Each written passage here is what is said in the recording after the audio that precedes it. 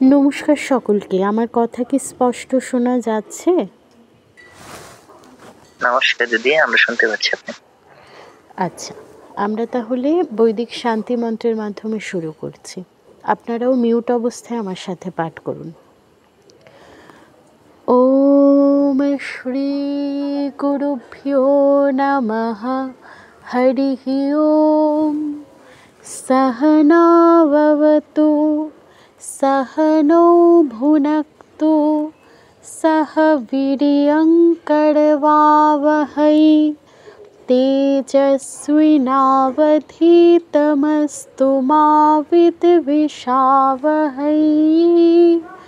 ॐ शान्ति शान्ति शान्तिः।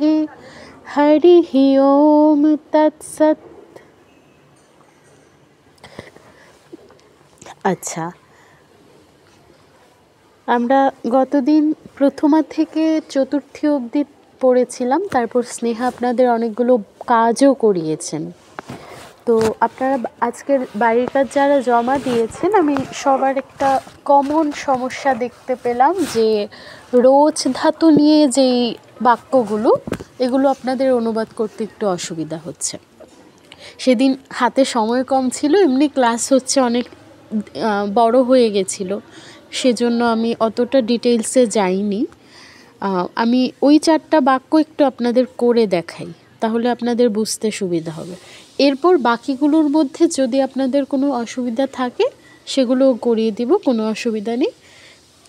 এই 4টা একটু দেখাই, 4টা না 3টে যেন দিয়েছিলাম। আপনাদের কারোর যদি গতদিনের পড়া নিয়ে অসুবিধা থাকে সেটাও শুনবো। আমি আগে এই 4টা বাক্য একটু করাই।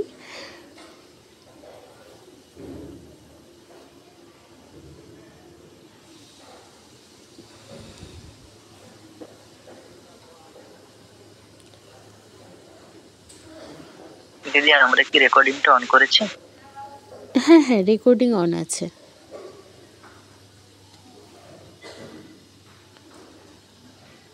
আচ্ছা, আপনারা আমার স্ক্রিন তো দেখতে পাচ্ছেন না?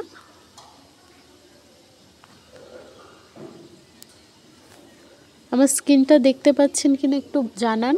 হ্যাঁ দিদি, দেখা যাচ্ছে। আচ্ছা আচ্ছা, ঠিক আছে। আমি রোজ ধাতুর নিয়মটা আগে বলছি, তারপর হচ্ছে বাক্যগুলোতে যাচ্ছি। রোজ ধাতুর নিয়মটা কী ছিল, কে বলতে পারবেন? একজন একটু বলুন তো দেখি, আপনারা বুঝতে কতটা পেরেছেন। কে বলতে পারবেন? হাত তুলুন। নমস্কার দিদি।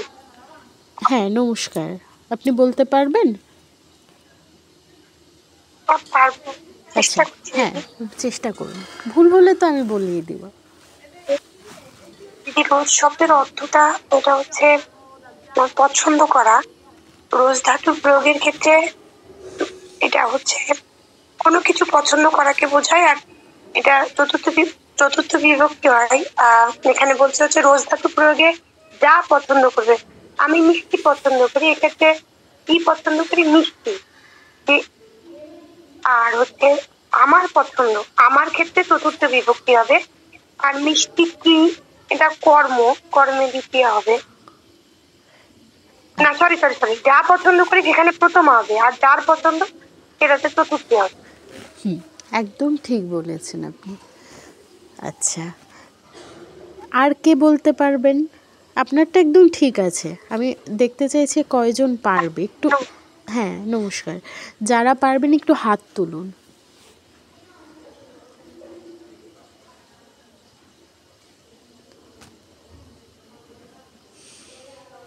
মাত্র 2জন পারবে? নিচে রিঅ্যাকশন অপশন আছে, সেটাই ক্লিক করলেই রেইজ হ্যান্ড অপশনটা পাবেন।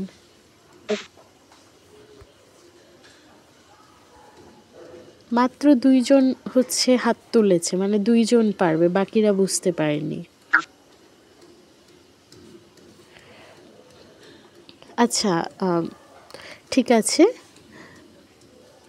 উৎপল আচার্য মহোদয়, আপনি বলুন তো।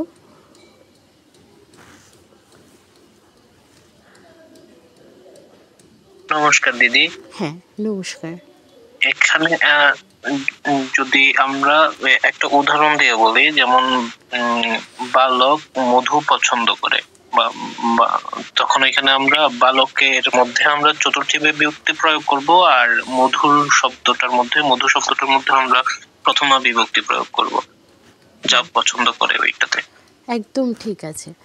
আচ্ছা, আরেকটা বিষয় ছিল, এটা সম্ভবত আমি কি বলতে ভুলে গেছি নাকি আপনারা মিস করে গেছেন, আমি বুঝতে পারছি না, কারণ আপনার দুইজন বললেন, দুইজনের কেউই সেটা উল্লেখ করলেন না। সেটা হচ্ছে রোজ ধাতুর রূপটা একটু ভিন্ন। আচ্ছা, আমি শুরু থেকেই বলি, রোজ ধাতুর অর্থ কি? পছন্দ করা। আচ্ছা, কেউ একজন আনমিউট করে রেখেছেন, প্লিজ একটু মিউট করুন, কারণ আপনার ওখানে ইকো হচ্ছে। যেটা বলছিলাম যে রোজ শব্দটার অর্থ হচ্ছে পছন্দ করা। তো এই ধাতুটা যদি আমাদের ক্রিয়া হিসাবে বাক্যে থাকে, সেই ক্ষেত্রে সাধারণত কি হয়? কর্তায় প্রথমা হয়, কর্মে দ্বিতীয়া হয়। কর্তা হচ্ছে যে কাজটা করে, আর কর্ম হচ্ছে কি বা কাহাকে দ্বারা প্রশ্ন করলে যেই উত্তরটা পাই। কিন্তু এই ক্ষেত্রে একটু ব্যতিক্রম হয়। এই ক্ষেত্রে যে কর্তা মানে কাজটা যে করে, পছন্দ করার কাজটা যে করে, তাতে হচ্ছে আমাদের প্রথমা না হয়ে চতুর্থী হয়। আর যা পছন্দ করে, অর্থাৎ কাহাকে দ্বারা প্রশ্ন করে আমরা যেই উত্তরটা পাবো, তাতে হওয়ার কথা ছিল দ্বিতীয়া, কিন্তু হবে প্রথমা। এখন ক্রিয়ার একটা স্বভাব আছে। ক্রিয়ার স্বভাবটা হচ্ছে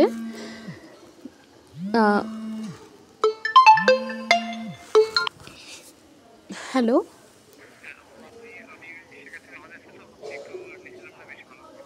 ভাই আমি নিচেই আছি, মানে দোতলায় আছি, আপনি বললে আমি নেমে যাব।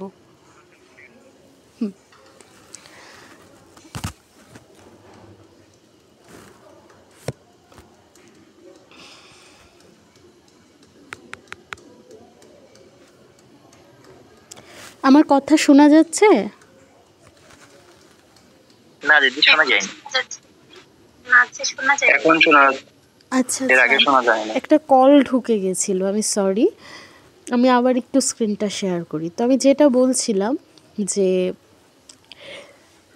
রোজ ধাতু যদি আমাদের বাক্যে থাকে, কর্তায় প্রথমা না হয়ে এখানে চতুর্থী হবে। আর ক্রিয়ায় না, কর্মে, মানে কাহাকে দ্বারা প্রশ্ন করে যেই কর্মটা আমরা পাবো, সেটাই হচ্ছে আমাদের দ্বিতীয়া না হয়ে কি হবে বলুন তো? দ্বিতীয়া না হয়ে প্রথমা হবে। এখন ক্রিয়ার একটা স্বভাব আছে, যে ক্রিয়াটা কি করে, আমরা এতদিন কি জেনেছি যে ক্রিয়া কর্তা অনুসারে হয়, কর্তার পুরুষ এবং বচন অনুসারে হয়। কিন্তু ক্রিয়া কিন্তু অলওয়েজ কর্তাকে ফলো করে না। আপনারা সামনে গিয়ে আরও বাক্য পাবেন যেখানে হচ্ছে দেখবেন ক্রিয়া কর্মকে ফলো করছে। সেগুলো পরের বিষয়, এটা আমরা পরে জানবো। কিন্তু এই ক্ষেত্রে ক্রিয়ার স্বভাবটা কি, আপনার যে প্রথমা হয়, যেই শব্দে প্রথমা প্রয়োগ হয়, ক্রিয়া তাকে ফলো করে। ঠিক আছে? এখন এই বাক্যে প্রথমাটা প্রয়োগ হচ্ছে কর্মে, এই জন্য ক্রিয়াটা কর্মের পুরুষ এবং বচন অনুসারে হবে। কর্মের যেই পুরুষ যেই বচন আছে, ক্রিয়াতে সেই পুরুষ সেই বচন হবে। এখন রোজ ধাতুর রূপটাও একটু ভিন্ন। সাধারণত আমরা তি যোগ করে এসেছি। রোচেত মানে খাদতি, পঠতি, লিখতি, পঠতঃ, খাদতঃ, এরকম রূপ দেখে এসেছি। কিন্তু রোজ ধাতুর রূপটাও একটু ভিন্ন। রোজ ধাতুর রূপটা কীরকম দেখুন, এখানে আমি দিয়েছি, এই রোচতে, রোচেতে, রোচন্তে, মানে তি তহ অন্তে যোগ না হয়ে এখানে তে আতে অন্তে যুক্ত হচ্ছে। কেন হচ্ছে এটাই আমরা এখন যাব না, কিন্তু আপনারা জেনে রাখুন যে রোজ ধাতুর রূপটা একটু ভিন্ন হয়। আর রূপটা আমি দিয়ে দিয়েছি, এটা একটু কষ্ট করে মুখস্থ করে নেবেন। আর আবার আমরা বাক্যে যখন যাব তখন দেখব কর্ম অনুসারে হচ্ছে আমাদের ক্রিয়াটা পরিবর্তন হচ্ছে, কর্তা অনুসারে না হয়ে কর্ম অনুসারে হচ্ছে। ঠিক আছে? এবার আমরা বাক্যে যাই। বাক্যে গেলে বিষয়টা আরও ক্লিয়ার হবে। আমাদের প্রথমেই কি আছে? প্রথম বাক্যটাই আছে আমার মিষ্টি পছন্দ। তো এই বাক্যে পছন্দ আছে, পছন্দ ক্রিয়াটা আছে। তো কে পছন্দ করে? আমি পছন্দ করি, আমার পছন্দ। আর কি পছন্দ করি? বৃষ্টি পছন্দ করি। বৃষ্টিটা হচ্ছে কর্ম, আর কাজটা যেহেতু আমি করি, আমি হচ্ছি কর্তা। তো হওয়ার কথা ছিল প্রথমা, কিন্তু হবে কি হবে বলুন? প্রথমার বদলে এখানে কি হবে? চতুর্থী। একদম ঠিক, একদম ঠিক। আর বৃষ্টি, বৃষ্টি শব্দে কি হবে? দ্বিতীয়া, প্রথমা, প্রথমা। বৃষ্টি শব্দে প্রথমা হবে। আচ্ছা, তো আমি সংস্কৃত কি?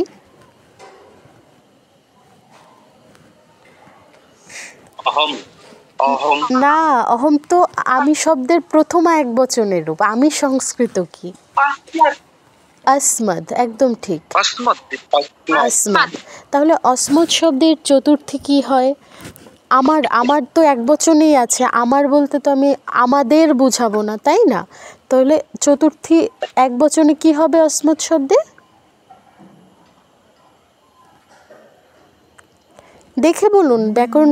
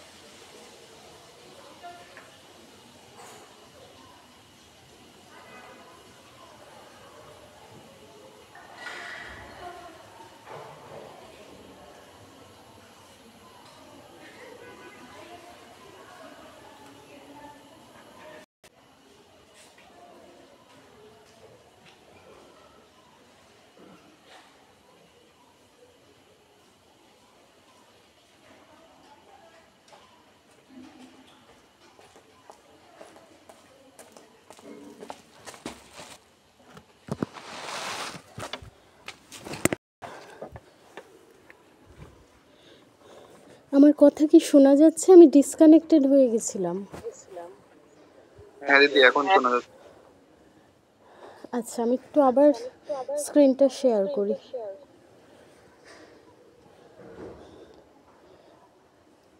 আমি দাঁড়ান এক মিনিট।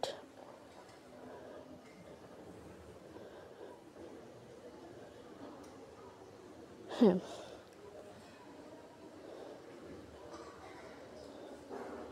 তাহলে অসমত শব্দের চতুর্থী একবচন কি হবে বলুন?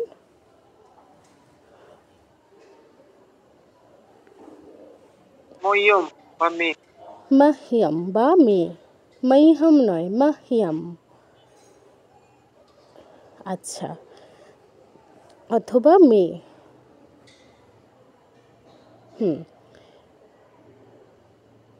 এখন যা পছন্দ করি তাতে হচ্ছে আমাদের প্রথমা হবে। মিষ্টি সংস্কৃত কি? আমি বলেছি গ্রুপে মোদক। মোদক। মোদক এটা কোন কোন লিঙ্গ শব্দ?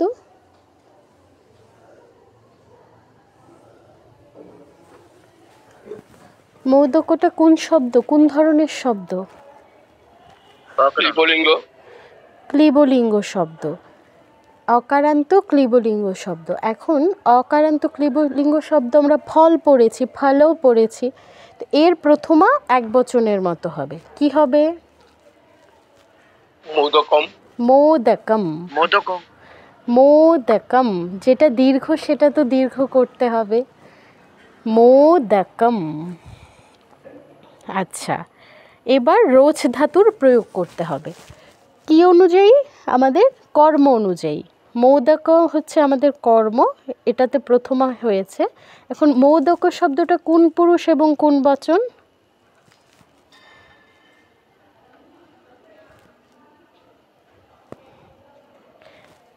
বলুন। প্রথম পুরুষ একবচন।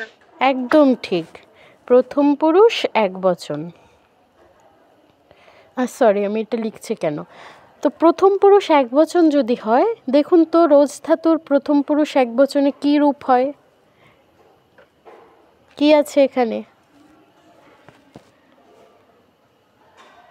রোচনে। রোচতে। নে নয়, ত আর নয়ের মধ্যে ভেজাল লাগালে হবে না। রোচতে। মহ্যম মোদকম রোচতে। আচ্ছা, দিদি এইগুলো একটু পাশাপাশি বাংলা দিলে একটু ভালো হতো। এই যে উপরে বাংলা আছে, মানে রোজ ধাতুর প্রয়োগগুলো। ও বাংলায়? আচ্ছা, আমি দিয়ে দিব। আসলে বাংলায় তো ওটা ইন্টারনেটে পাওয়া যায় না, আমি বানিয়ে দিব আর কি। আমি এটা ইন্টারনেট থেকে ছবিটা নিয়েছি, আমি তৈরি করে আপনাদের দিয়ে দিব। তবে এখন যেই পর্যায়ে আছেন আপনারা, এখন কিন্তু আপনাদের পড়তে পারা উচিত। যাই হোক, এরপর ইন্টারনেটে কোথায় গেলে পাওয়া যায় এগুলো? এটা হচ্ছে আপনার সার্চ করতে হবে আর কি, মানে রোজ ধাতুরূপ লিখে সার্চ করলেই পেয়ে যাবেন। মানে কোন ওয়েবসাইটে যেতে হবে? কোনো ওয়েবসাইটে যেতে হবে না, দাঁড়ান আমি গুগলকে যেতে হবে? হ্যাঁ, গুগলে তো যেতেই হবে। মেবি এটা দেখানো যাবে না, এরপর আমি ট্রাই করছি।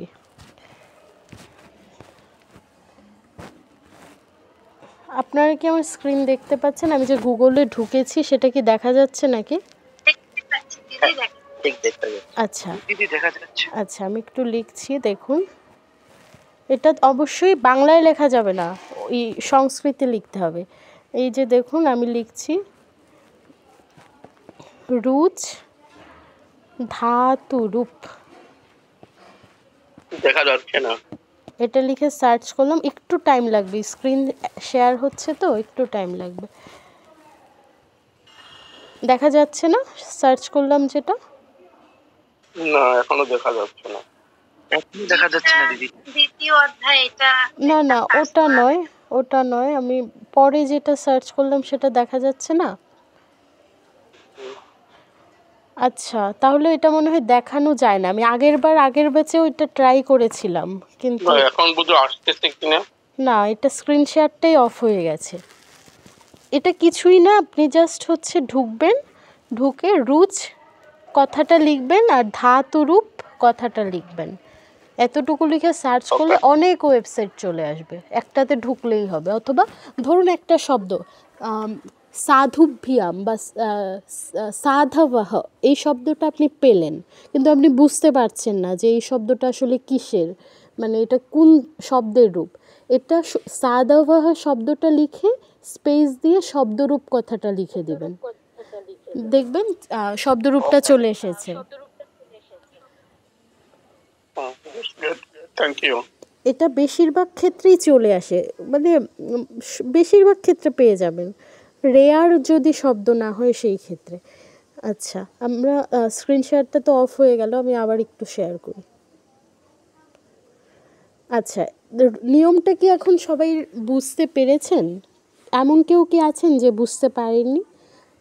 এমন থাকলে আমি আবার বুঝাবো, কোনো অসুবিধা নেই, নির্দ্বিধায় বলতে পারেন।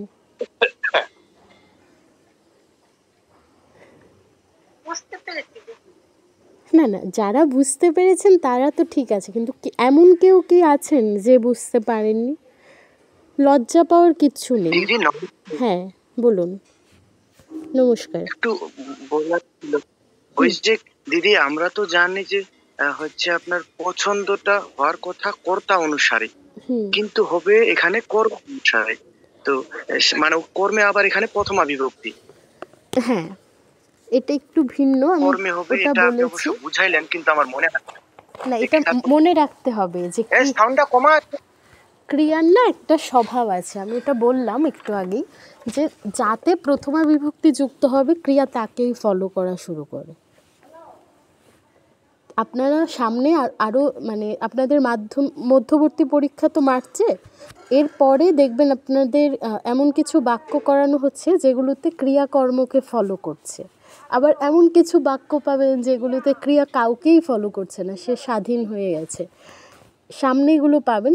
খুব বেসিক লেভেলের একটা ধারণা হচ্ছে ক্রিয়া কর্তাকে ফলো করে। আমরা সাধারণত যেই বাক্যগুলো প্রয়োগ করি না, মানে ধরুন সাধারণ বার্তালাপে এখন আমি যেইভাবে কথাগুলো বলছি, মানে আমরা যদি বুঝার মতো বলি সেটা হচ্ছে অ্যাক্টিভ ভয়েস। অ্যাক্টিভ ভয়েসের বাক্যে ক্রিয়া হচ্ছে কর্তাকে ফলো করে, আর পেসিভ ভয়েসের ক্ষেত্রে হচ্ছে আপনার ক্রিয়াকর্মকে ফলো করে।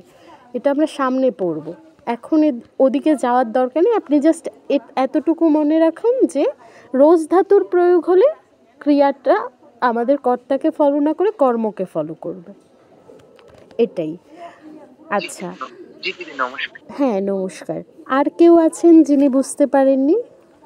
যে কোনো প্রশ্ন করতে পারেন, কোনো দ্বিধান্বিত হওয়ার দরকার নেই যে লোকে কি বলবে।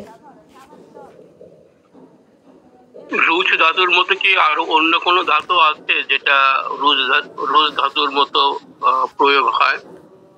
অনেক ধাতু আছে, সেফ ধাতু আছে, তারপর আরও কি আছে, ভোঞ্জ ধাতু আছে, এরকম অনেক ধাতু আছে, এটা আমরা সামনে পাবো। আপাতত এদিকে যাওয়ারই দরকার নেই, এটা জাস্ট আমাদের চতুর্থী বিভক্তি পড়তে লাগলো সেই জন্য পড়ালাম, নয়তো এই টপিকটা আমরা পড়াতামই না। আচ্ছা ঠিক আছে, তাহলে আমরা সামনে এগোই কেমন? পরেরটা কি আছে? পরেরটা আমাকে বলতে একজন হেল্প করবেন, যা কে হেল্প করতে চান হাত তুলুন।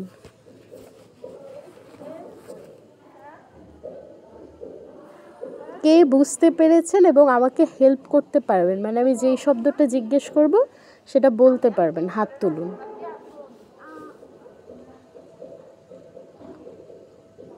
আপনি না পারলে আমি আপনাকে সহায়তা করব। মাত্র 2 জন কেন, মাত্র 3 জন কেন?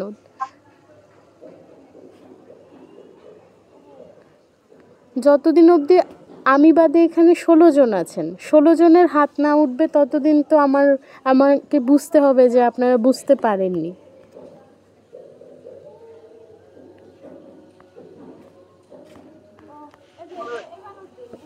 আচ্ছা, 7 জন হাত তুলেছেন।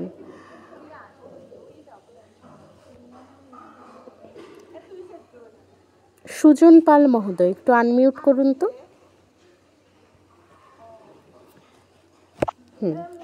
আপনি, হ্যাঁ নমস্কার, আপনি কি বুঝতে পেরেছেন বিষয়টা? প্রথমটা মোটামুটি বুঝেছি।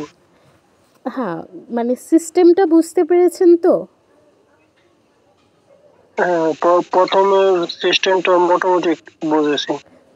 এটা তো সেম, পরেরটাও সেম। আপনি এখন আমাকে হেল্প করবেন। আপনি না পারলে অসুবিধা নেই, আপনি যেটা পারবেন না সেটা আমি আপনাকে বলে দেব, কোনো ব্যাপার না। আচ্ছা, পরেরটা কি আছে বাক্যটা পড়ুন তো। পরেরটা আছে মূর্খদের শাস্ত্র পছন্দ না। হ্যাঁ, পছন্দ ধাতুটা এসেছে। হ্যাঁ হ্যাঁ, তার মানে এই নিয়মটা রোজ আমরা ধাতু। প্রয়োগ করব।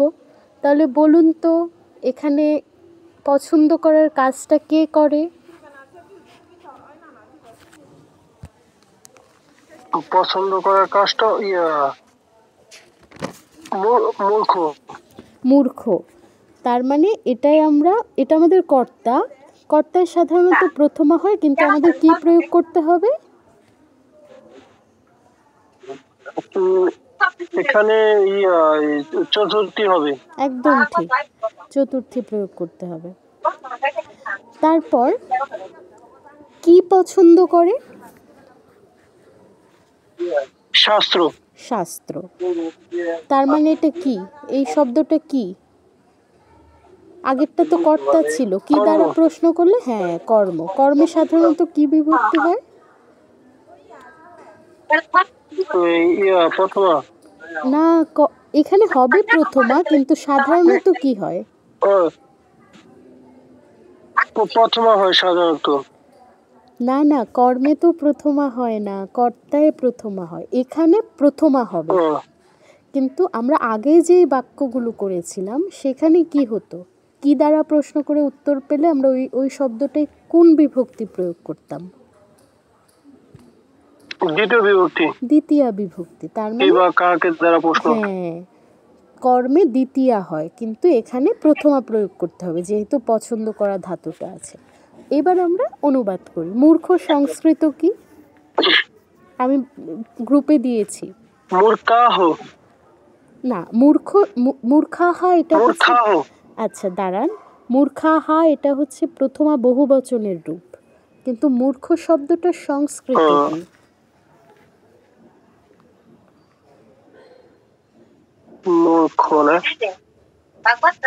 হ্যাঁ, আমি আপনাকে গ্রুপে দিয়েছিলাম, গ্রুপে দেখেননি?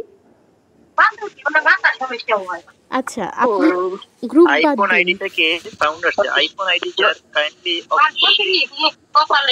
এক মিনিট, আমি মিউট করে দিচ্ছি। সুজন মহোদয়, আপনি আমাকে বলুন যে নরাহার মতো তো মূর্খাহা হলো, তাই না? তো নরাহা শব্দটার মূল শব্দটা কি? নর। তাহলে মূর্খাহা শব্দের মূল শব্দটা কি হবে? মূর্খ। মূর্খ। তার মানে মূর্খ সংস্কৃত কি? মূর্খ। এর চতুর্থী বহুবচন প্রয়োগ করতে হবে যেহেতু মূর্খদের আছে, তাই না? তাই তো? তো নর শব্দের চতুর্থী বহুবচন কি আছে দেখুন। দিদি এখানে একটা কথা বলতেছে, কার জন্য এটা ডিস্টার্ব হচ্ছে। সুজন মহোদয় আমার উত্তর দিচ্ছেন তো, ওনার আশপাশেই কথা হচ্ছে। আচ্ছা সুজন মহোদয়, আপনি আমার পাশে তো কথা বলতে আপনার ওই যে কালী পূজার আয়োজন চলতেছে, তো ওই পাশে গান গাচ্ছে। আচ্ছা, অসুবিধা নেই, আপনি বলুন যে নর শব্দের চতুর্থী বহুবচনে কি আছে?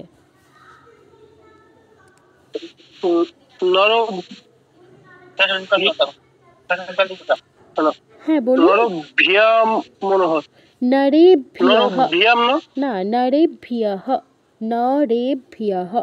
ভিয়াহ। হ্যাঁ, আমি লিখি একটু দেখুন। তাহলে ইয়েটা কি হবে বলুন? মূর্খ শব্দে কি হবে? এই যে নরেভ্যঃ, এরকম দেখতে। মূর্খ শব্দে কি হবে বলুন? মূর্খে ভিয়াহ। একদম ঠিক। তাহলে এখানে মূর্খ শব্দের চতুর্থী বহুবচন আমি লিখছি, মূর্খে ভিয়াহ। হ্যাঁ, এবার শাস্ত্র শব্দে প্রথমা প্রয়োগ করতে হবে। শাস্ত্র শব্দটা আমাদের ফল শব্দের মতো, এটা হচ্ছে ক্লিবলিঙ্গ শব্দ। তো শাস্ত্র তো একটাই, এক বচন প্রয়োগ করব।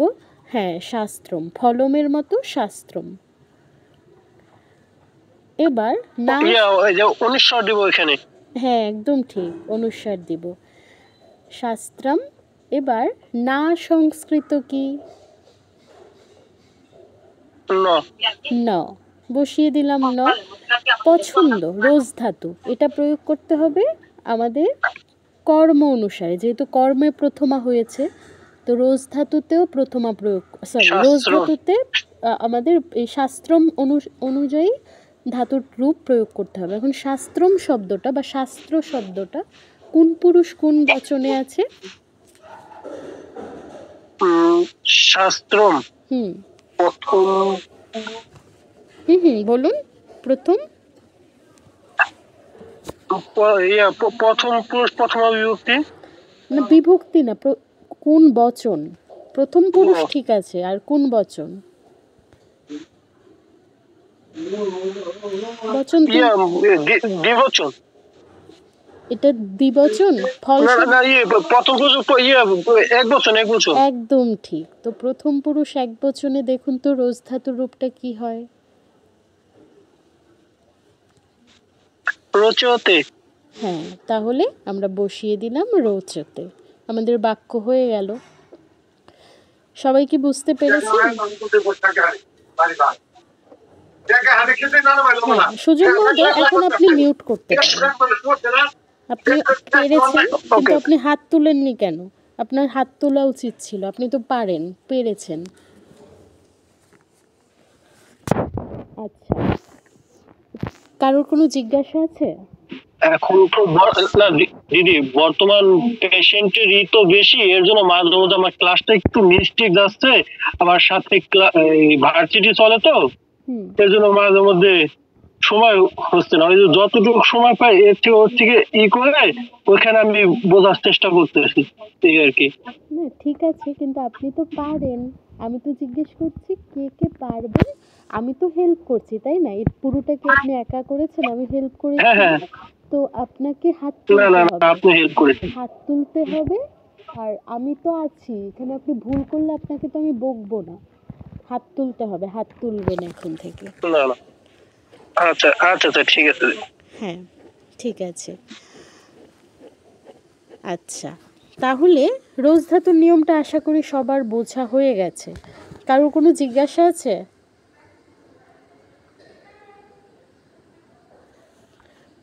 ঠিক আছে দিদি, আপাতত বুঝতে পেরেছি। হ্যাঁ, বুঝতে পেরেছেন, ঠিক আছে। তাহলে আমরা যদি এটা বুঝতে পারি, আমরা এটা নিয়ে আলোচনা করছি না। বাকিগুলোর মধ্যে আপনাদের কোনোটা নিয়ে কোনো অসুবিধা থাকলে বলুন।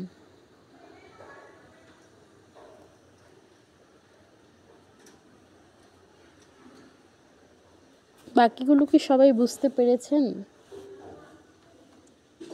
দিদি, হ্যাঁ বলুন। যতটুকু পেরেছি, বাড়ির কাজ দেওয়ার ছিল, ভুলগুলো আইডেন্টিফিকেশন করে দিয়েছি। করার পরে এখন কেমন মানে ঠিক হয়েছে কিনা বুঝতে পারছি না। আপনি যদি একবার উত্তরগুলো বলে দিতেন একটু মিলাই নিলে ভালো। না, উত্তরগুলো আমি পাঠিয়ে দিব, ক্লাস শেষে পাঠিয়ে দিব। কিন্তু এখন আপনাদের যেটা নিয়ে সমস্যা হবে আমি সেটাই সে আলোচনা করব, নয়তো পঞ্চমী বিভক্তি পড়াবো। আপাতত সমস্যা নেই দিদি, 6 নম্বরটা একটু করে দিলে ভালো হতো। আচ্ছা ঠিক আছে। তরুণরা যানবাহনের দ্বারা চলচ্চিত্র দেখার জন্য যাচ্ছে। আচ্ছা ঠিক আছে, আমরা এটা আলোচনা করছি। দেখুন, এটার নিয়মটা কি ছিল, কে বলতে পারবেন? এই নিয়মটা কি ছিল?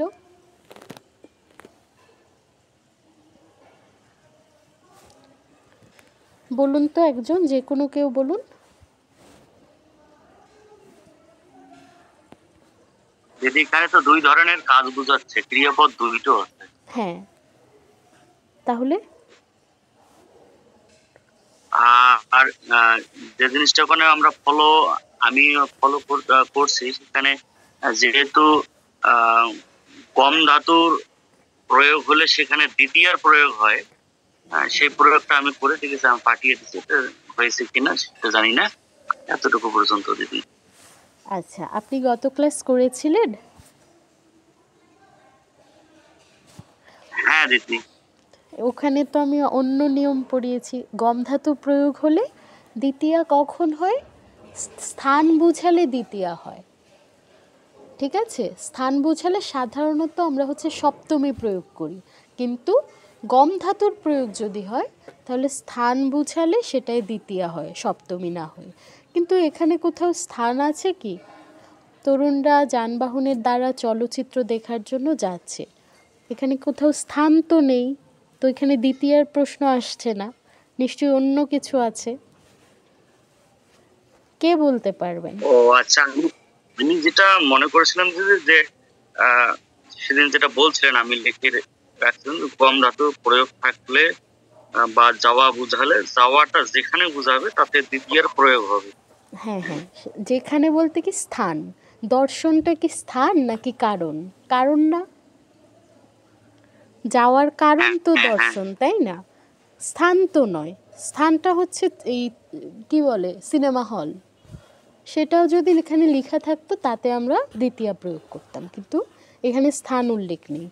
আচ্ছা হ্যাঁ, কাকু আপনি বলতে পারবেন, হাত তুলেছেন, বলুন। এখানে যেহেতু চলচ্চিত্র দেখার জন্য যেটা কারণ যদি হয়, সেখানে চতুর্থী বিভক্তি প্রয়োগ করবে। কিসে চতুর্থী বিভক্তি প্রয়োগ করব? দর্শন হয়, দর্শন মানে দেখার জন্য, চলচ্চিত্র দেখার জন্য। তো এখানে দুইটা ক্রিয়া এখানে আছে, যে দুইটা ক্রিয়ার মধ্যে যে ক্রিয়াটাতে কারণ বোঝায়, কেন যাচ্ছি, দেখার জন্য যাচ্ছি, তো সেই ক্ষেত্রে আমি যতটুকু বুঝতে পারছি গত ক্লাসের নোট থেকে, সেটাতে মনে হচ্ছে যে দর্শন যেটা দেখার জন্য যাচ্ছে, সেজন্য সেখানে চতুর্থ বিভক্তি প্রয়োগ হবে। একদম ঠিক আছে। হ্যাঁ, তপন রায় মহোদয় হাত তুলেছেন, আপনিও বলুন দেখি। জি দিদি নমস্কার। নমস্কার। দিদি আমি যতটুকু বুঝতে পারছি, আপনি যতটুকু বুঝাইছেন হচ্ছে একই বাক্যের মধ্যে যদি দুটা ক্রিয়া থাকে তাহলে যে ক্রিয়াটা কারণাত্মক, অর্থাৎ একটা ক্রিয়া সম্পাদনের জন্য যদি অন্য একটা ক্রিয়া সম্পাদন করা হয় তাহলে কারণাত্মক যে ক্রিয়া ওই ক্রিয়াতে চতুর্থী বিভক্তির প্রয়োগ হয়, একদম। আর যে অন্য একটা ক্রিয়া ওটা সপ্তমী হয়। হ্যাঁ, খুব সুন্দর করে বলেছেন, একদম ঠিক আছে। নমস্কার। হ্যাঁ নমস্কার। বিষয়টা কি, দুইটা ক্রিয়া থাকবে, একটা হবে যেই লাস্ট বা শেষের যেই ক্রিয়াটা সেটার কারণ বুঝাবে, তো যেটা দ্বারা কারণ বুঝাবে, যেই ক্রিয়াটা দ্বারা কারণ বুঝাবে সেটাতে আমরা হচ্ছে চতুর্থী বিভক্তির প্রয়োগ করব। এখন একটা বিষয়, ক্রিয়ায় কি কখনো শব্দরূপ প্রয়োগ হয়? ক্রিয়ায় তো কখনো শব্দরূপ প্রয়োগ হয় না, ক্রিয়ায় তো ধাতুরূপ প্রয়োগ হয়, তো আমরা চতুর্থী কী করে প্রয়োগ করব? দেখুন, দেখাটা হচ্ছে দৃশ ধাতু, কিন্তু একটা শব্দের ক্রিয়া যেমন থাকে বা ক্রিয়াবাচক ধাতু যেমন থাকে, ওই শব্দের কিন্তু আমরা পড়েছি না, এই শব্দের নাউন ফর্ম এইটা, তারপর অ্যাডজেক্টিভ ফর্ম এইটা, আবার ভার্ব ফর্ম এইটা, এরকমভাবে একই শব্দের বিশেষ্য রূপ, বিশেষণ রূপ, ক্রিয়ার রূপ পড়েছি না বাংলায় ইংরেজিতে, ঠিক তেমনই প্রতিটা শব্দের কিন্তু এই ক্ষেত্রেও আপনার বিশেষ্যের রূপ, বিশেষণের রূপ আছে, ক্রিয়ার রূপ আছে। দৃশ ধাতুতে আমরা শব্দরূপ প্রয়োগ করব না, এর যে বিশেষ্যর রূপ দেখা, এর ক্রিয়াটার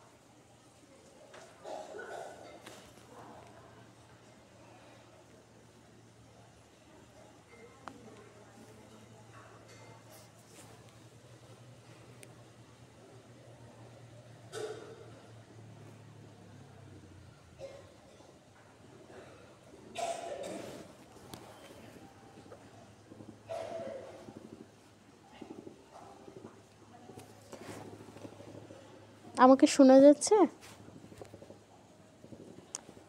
আমাকে শোনা যাচ্ছে?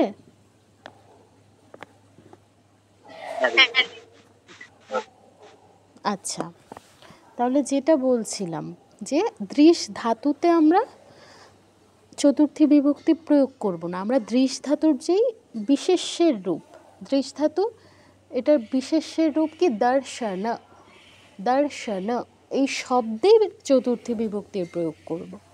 তাহলে আমরা বাক্যটা একটু রূপান্তর করি, তাহলে বুঝতে সুবিধা হবে। দেখুন, আমাদের প্রথম কাজ কি? বাক্য অনুবাদের ক্রিয়া নির্ণয় করা। তরুণরা যানবাহনের দ্বারা চলচ্চিত্র দেখার জন্য যাচ্ছে। এখানে কোন শব্দটাকে আপনার কাজ বলে মনে হচ্ছে বলুন তো? কোনটা ক্রিয়া? হ্যাঁ, যাওয়াটা হচ্ছে আমাদের ক্রিয়া। তো যাওয়াটা যদি ক্রিয়া হয়, আমরা ক্রিয়া নির্ণয় করে ফেলেছি। এবার কর্তা নির্ণয় করা দ্বিতীয় কাজ। যাওয়ার কাজটা কে করছে?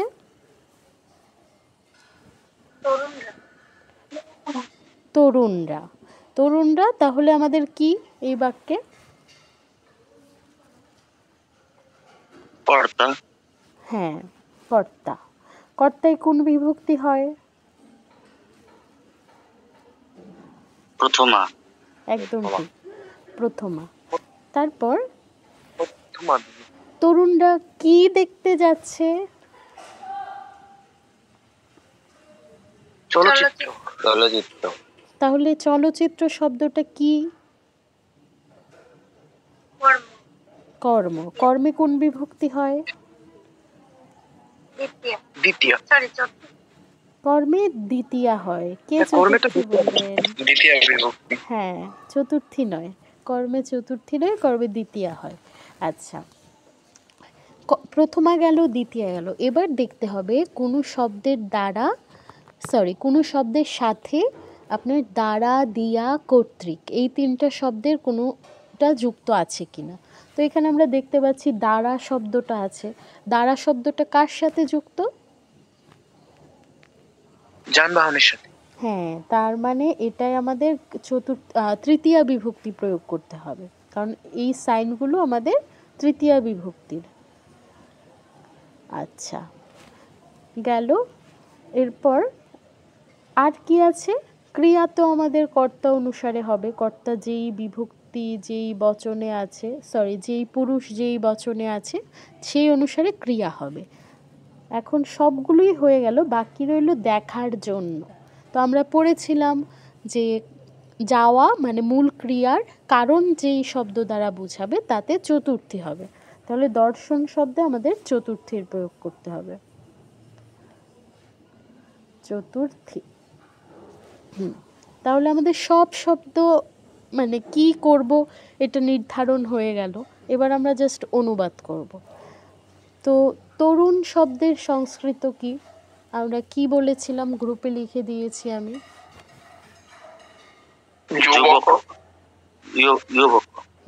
যে ইউবক বললেন তারটা ঠিক, বাকিদেরটা ভুল।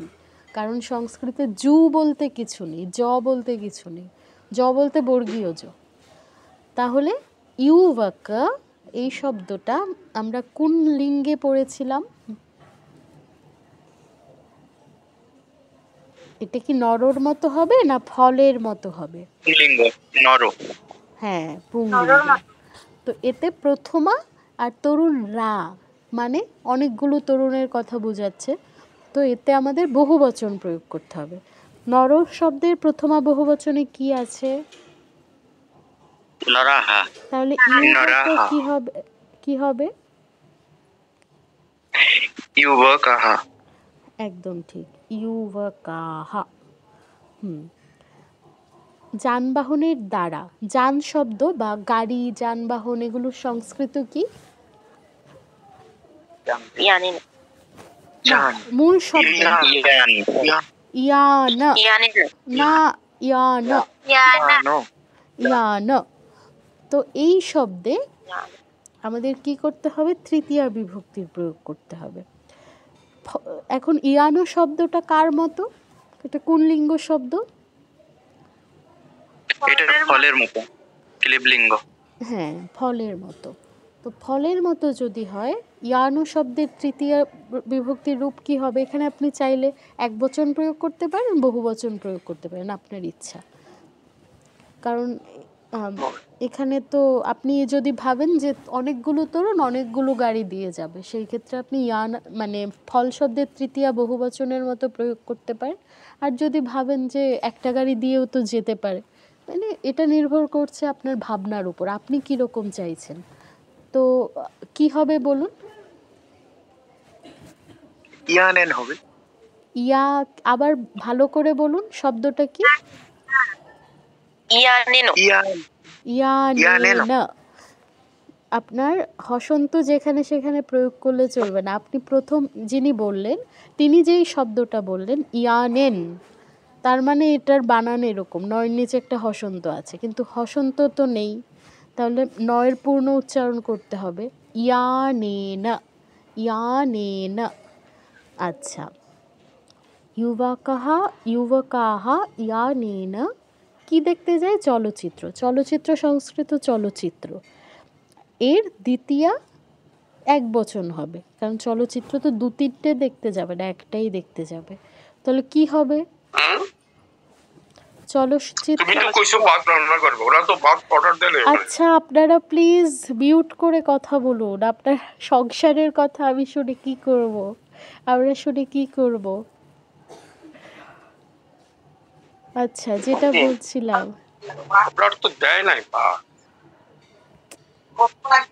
আচ্ছা আমি আপনাকে মিউট করছি, আপনি বারবার আনমিউট করছেন কেন? যেটা বলছিলাম, কি বলছিলাম? দিদি, হ্যাঁ, ওই হসন্ত দিলে উচ্চারণটা কি হবে? না, হসন্ত দিলে হবে নয়ের সাথে যে অটা আছে সেটা বাদ চলে যাবে, তো ইয়ানেন হবে, ইয়ানেন। আর হসন্ত তো নেই, তার নয়ের পূর্ণ উচ্চারণ হবে ইয়ানেনা, ইয়ানেনা। হ্যাঁ, এবার চলচ্চিত্র শব্দের দ্বিতীয় এক বচনে কি হবে? চলচ্চিত্রম। একদম ঠিক, চলচ্চিত্রম। পরে কি আছে? দেখার জন্য। দেখা সংস্কৃত দর্শন, জন্য শব্দ দ্বারা বোঝাচ্ছে যে আপনার কি বোঝাচ্ছে, যে এটা কারণ, এটার আলাদা করে আপনার অনুবাদ করা লাগবে না। দর্শন শব্দের চতুর্থী প্রয়োগ করলেই বোঝাবে যে দেখার জন্য। তাহলে দর্শন শব্দের চতুর্থী এক বচনে কি হবে? এখানে বহু বচন নিশ্চয়ই হবে না, এক বচনই হবে। তো এক বচনে কি হবে? দর্শনায়। হ্যাঁ, একদম ঠিক, দর্শনায়। এবার যাওয়া। যাওয়া সংস্কৃত কি?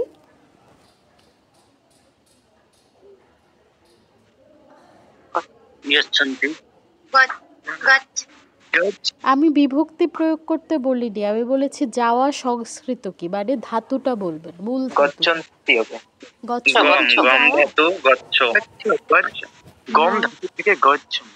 ধাতুটা হচ্ছে গম। আমি জিজ্ঞেস করছি যাওয়া সংস্কৃত কি, আপনি উত্তর দেবেন গম। গম ধাতু প্রয়োগের সময় কি হয় সেটা কিন্তু জিজ্ঞেস করিনি, জিজ্ঞেস করেছি যাওয়া সংস্কৃত কি। আপনি যে কোনো ডিকশনারিতে যাওয়া যদি খুঁজতে যান গম পাবেন, এখানে গচ্ছন্তি গচ্ছত এগুলো কিছু পাবেন না, শুধু গম পাবেন। আচ্ছা, তাহলে গম ধাতু প্রয়োগের সময় গচ্ছ হয়ে যায়, এটা আমরা জানি। এখন আমাদের ধাতুটা কি অনুযায়ী হবে? কর্তা অনুসারে। কর্তা কোন পুরুষ কোন বচনে আছে সেই অনুসারে। কর্তা ছিল ইউবকাহা, এটা কোন পুরুষ কোন বচনে আছে বলুন?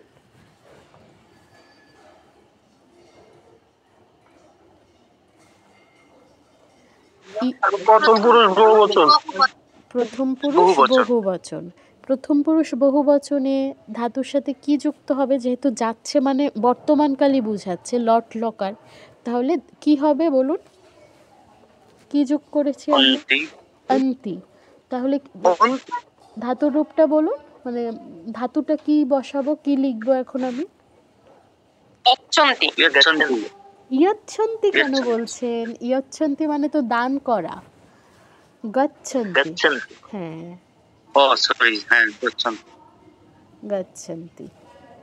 আচ্ছা, এই নিয়মটা কি সবাই বুঝতে পেরেছেন? এই নিয়মে আমি দুটো দিয়েছিলাম, এটা যদি বুঝেন বাকিটা আপনারা নিজেরাই পারবেন। কারোর কোনো জিজ্ঞাসা আছে কি? আমি কিন্তু প্রত্যেকটা শব্দ ভেঙে ভেঙে বলেছি, কারোর জিজ্ঞাসা থাকা উচিত না। এরপরেও যদি থাকে আমার কোনো অসুবিধা নেই, আপনি বলতে পারেন।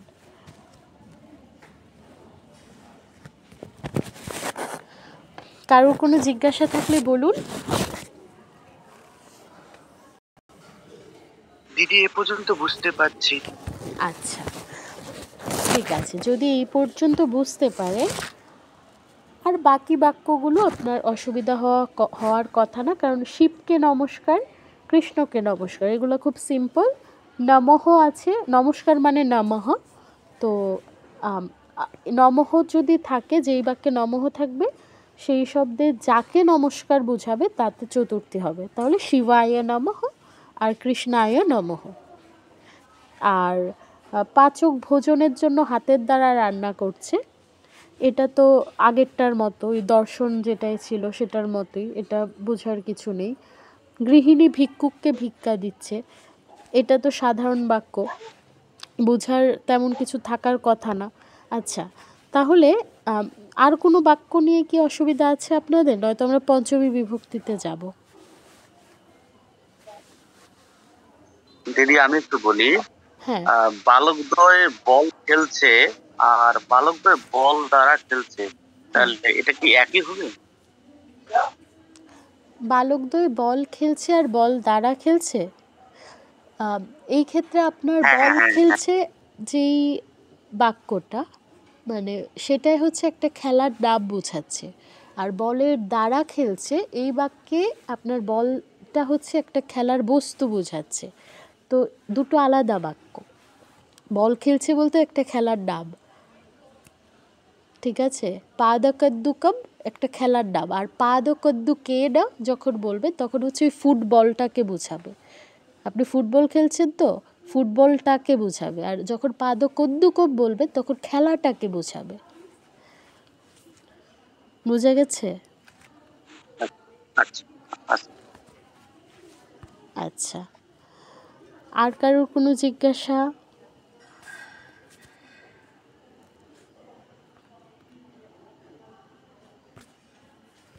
আচ্ছা, জিজ্ঞাসা না থাকলে আচ্ছা, আরেকটা বাক্যের ব্যাপারে, হ্যাঁ হ্যাঁ বলুন দিদি বলুন। আরেকটা বাক্যের ব্যাপারে আমি বলি, আমি বিদ্যালয়ে পড়তে যাচ্ছি, অহং বিদ্যালয়ং পঠনায় গচ্ছামি, এটা হ্যাঁ, ঠিক আছে কি? একদম ঠিক আছে। আচ্ছা, এখন এই বাক্যটাই যদি বাংলাটা যদি আবার উল্টে পড়ি, আমি পড়তে বিদ্যালয়ে যাচ্ছি, তখন কি এই পঠনায়টা ওই অহং শব্দের পরে হবে নাকি ঠিক আচ্ছা, কেমনটা? একটা ভালো প্রশ্ন করেছেন। সংস্কৃত শব্দে আপনার মানে বাক্যে আমরা ইংরেজিতে যেমন subject plus verb plus object এরকম একটা গঠন পড়ি, বাংলার ক্ষেত্রেও আমি ভাত খাই মানে কি কর্তা প্লাস কর্ম প্লাস ক্রিয়া এরকম একটা গঠন পড়ি। সংস্কৃতে ওরকম কোনো বিষয় নেই। আপনি যেখানেই শব্দটা লিখুন না কেন আপনার অর্থ একই থাকবে, অর্থের কোনো পরিবর্তন হবে না, ঠিক আছে? যেমন অহম বিদ্যালয়ম গচ্ছামি, এটার অর্থ যা অহম গচ্ছামি বিদ্যালয়ম এটার অর্থও তাই, বা গচ্ছামি অহম বিদ্যালয়ম এটার অর্থ একই। এটা হচ্ছে আপনার বাক্য যেভাবে সুন্দর মনে হবে আপনি সেভাবে প্রয়োগ করবেন। সংস্কৃত বাক্যের আলাদা করে গঠন প্রণালী নেই, ঠিক আছে? তো আপনি এটা আগে পরে যেখানে খুশি ব্যবহার করতে পারেন, এটা আপনার ইচ্ছা। বোঝা গেছে? আচ্ছা, হ্যাঁ, আর কারোর কোনো জিজ্ঞাসা?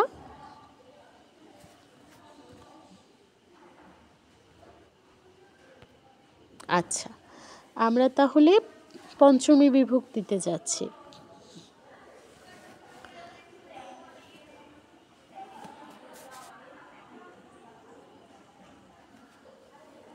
একটু অপেক্ষা করুন, আমি ডকুমেন্টটা শেয়ার করি।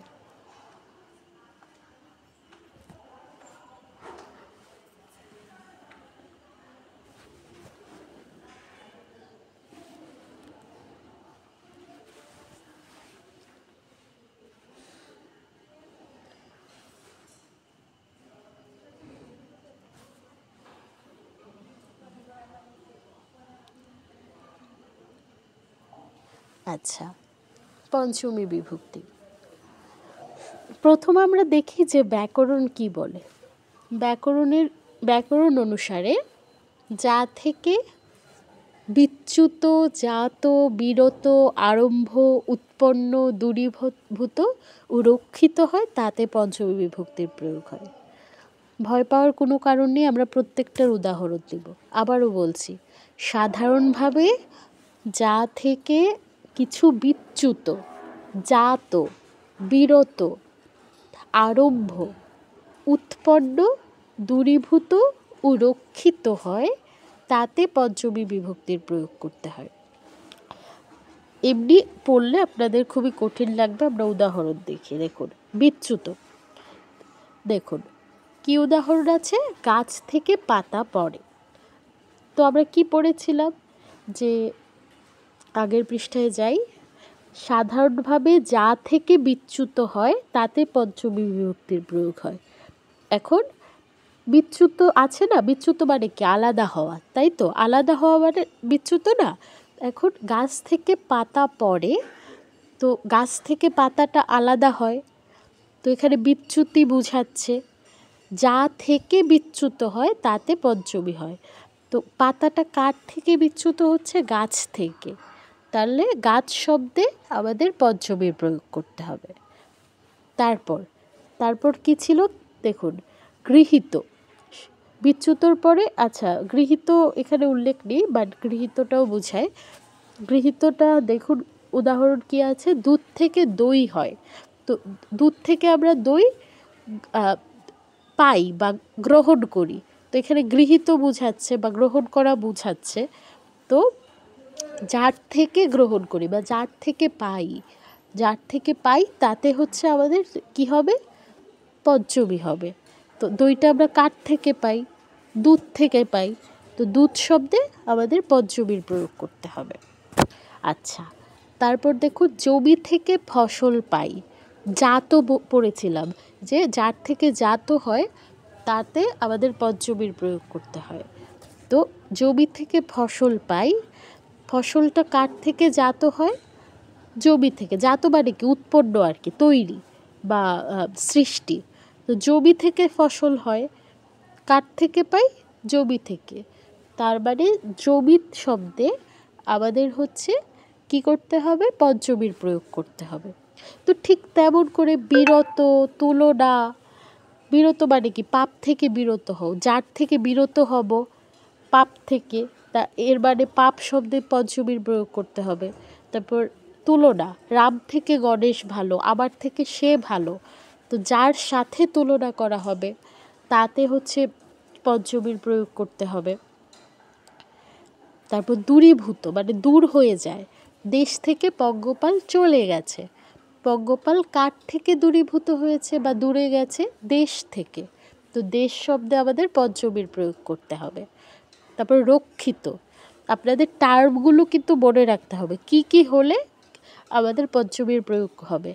রক্ষিত মানে যার থেকে রক্ষা বুঝাবে, রক্ষা করা হোক বা রক্ষা, মানে রক্ষাটা যার থেকে বুঝাবে তাতেই পঞ্চমীর প্রয়োগ হবে। বিপদ থেকে বাঁচাও, তো কার থেকে রক্ষা বোঝাচ্ছে এখানে? বিপদ থেকে। তো বিপদ শব্দে আমাদের পঞ্চমীর প্রয়োগ করতে হবে। আরম্ভ, সোমবার থেকে পরীক্ষা হবে। এখন পরীক্ষার আরম্ভ বোঝাচ্ছে না, কবে থেকে? সোমবার থেকে। যার থেকে তাতে পঞ্চমী, তাহলে সোমবার শব্দে আমাদের পঞ্চমী প্রয়োগ করতে হবে। তারপর তিল থেকে তৈল হয়, উৎপন্ন। তৈলটা কি থেকে উৎপন্ন হয়? তিল থেকে। তো তিল শব্দে আমাদের পঞ্চমীর প্রয়োগ করতে হবে, যেহেতু তৈল উৎপন্ন কার থেকে হয় বোঝাচ্ছে? তিল থেকে, তার মানে তিল শব্দে পঞ্চমী হবে। আচ্ছা, তো এই হলো মোটামুটি টার্মগুলো। আর তো টার্ম নেই, এগুলোই ছিল। তো এই টার্মগুলো কি সবাই বুঝতে পেরেছেন যে পঞ্চমীটা আসলে কোথায় প্রয়োগ করব? হ্যাঁ দিদি, পারছি। আচ্ছা, এখন এটা তো ছিল ব্যাকরণের কথা। সহজ উপায় তো একটা আছেই। সহজ উপায় কি? সহজ উপায় হচ্ছে হতে থেকে চেয়ে যার সাথে যুক্ত হবে তাতে পঞ্চমীর প্রয়োগ করতে হবে। সাধারণত সব জায়গায় যে আপনার হতে থেকে চেয়ে বা সহজ উপায়ে প্রয়োগ করা যাবে সেটা নয়। যেমন লাস্ট বাক্যটা দেখুন, তিলে তৈল হয়, এখানে কিন্তু হতে থেকে চেয়ে নেই। এরপরেও যেহেতু উৎপন্ন বোঝাচ্ছে, তৈল তিল থেকে উৎপন্ন হয় এটা বোঝাচ্ছে, তাই তিল শব্দে আমাদের পঞ্চমীর প্রয়োগ করতে হবে। মানে সব কিছুতে যে আমরা সহজে বুঝে যাব, সব কিছুই যে সহজে বুঝে যাব সেটা ভাবা অনুচিত। কিন্তু সহজ উপায়টা হলো যদি কোনো শব্দে দেখেন হতে থেকে চেয়ে আছে, সেই ক্ষেত্রে আমরা পঞ্চমীর নিশ্চিতভাবে প্রয়োগ করব। আর কিছু কিছু ক্ষেত্রে আমাদের বের করে নিতে হবে যে এটাতে আমরা কোন বিভক্তি প্রয়োগ করব। আচ্ছা, তাহলে সহজ উপায়টা কি? হতে থেকে চেয়ে। দেখুন আগের প্রত্যেকটা বাক্যে কিন্তু হতে ছিল বা থেকে ছিল বা চেয়ে ছিল। রাম থেকে আমি ভালো, তো থেকে আছে, বিপদ থেকে বাঁচাও, দেশ থেকে পঙ্গপাল চলে গেছে। তো হতে থেকে চেয়ে এগুলো কিছু না কিছু থাকে, সাধারণত থাকে। তো ওটা দেখে যেই শব্দের সাথে যুক্ত আছে সেটাই আমরা পঞ্চমীর প্রয়োগ করব। আচ্ছা, এবার আমরা রূপটা দেখব যে পঞ্চমীর রূপটা কেমন হয়। দেখুন অকারান্ত পুংলিঙ্গ শব্দ, অকারান্ত পুংলিঙ্গ শব্দে আমরা নর শব্দের উদাহরণ পড়েছি। দেখুন কি হয় রূপটা। নর শব্দে কি হচ্ছে? ডারাত, ডারাভ্যাম, ডারেভ্যাহ। কি হচ্ছে? নর শব্দ মূল শব্দের সাথে একটা আকার আসছে আর খণ্ড তো আসছে এক বচনে। ডারাত দ্বিবচনে কি হচ্ছে? একটা আকার আসছে আর ভিয়াম যুক্ত হচ্ছে, ডারাভ্যাম। এটা কিন্তু মুখস্থ করার কোনো দরকার নেই, কারণ তৃতীয় আর চতুর্থীতে আমরা ইতিমধ্যে ডরাভ্যাম পেয়েছি দ্বিবচনে। এখানেও সেম, তৃতীয়া চতুর্থীতে যেমন ডরাভ্যাম ছিল, তো পঞ্চমী দ্বিবচনেও সেম ডরাভ্যাম। তারপর বহুবচনে কি আছে? ডারেভ্যাহ। মূল শব্দের সাথে একটা একার আসবে আর একটা ভিয়াহ যুক্ত হবে, ডারেভ্যাহ। কি কি? ডারাত, ডারাভ্যাম, ডারেভ্যাহ। তো আমাকে একটু বলুন তো, আমি যাকে বলবো সে বলবেন। আমাকে উত্তম মহোদয় বলুন তো, কর্ণ শব্দের চতুর্থী বিভক্তির রূপটা কি হবে? কর্ণ অকারান্ত পুংলিঙ্গ শব্দ। Corner, করভ্যম, করভ্য, sorry করণ্য। আর একটু ভালো করে বলুন। শব্দটা কর্ম না? না, কর্ণ, কান কান, কর্ণ। কর্ণ, কর্ণার, কর্ণাভ্যাম, হ্যাঁ সরি ঠিক আছে। কর্ণাভ্যাম হবে কি? না না, প্রথমটাই ঠিক কর্ণভ্যাম, আছে। কর্ণেভ্য, কর্ণেভ্যাহ। বিসর্গর উচ্চারণ তো বাদ কর্ণেভ্যাহ। দিলে হবে না। আচ্ছা ঠিক আছে, সুন্দর হয়েছে। তারপর নিতাই মহোদয়, আপনি আমাকে বলুন তো অশ্ব শব্দের চতুর্থী বিভক্তির রূপ কি হবে? অশ্ব, অশ্ব।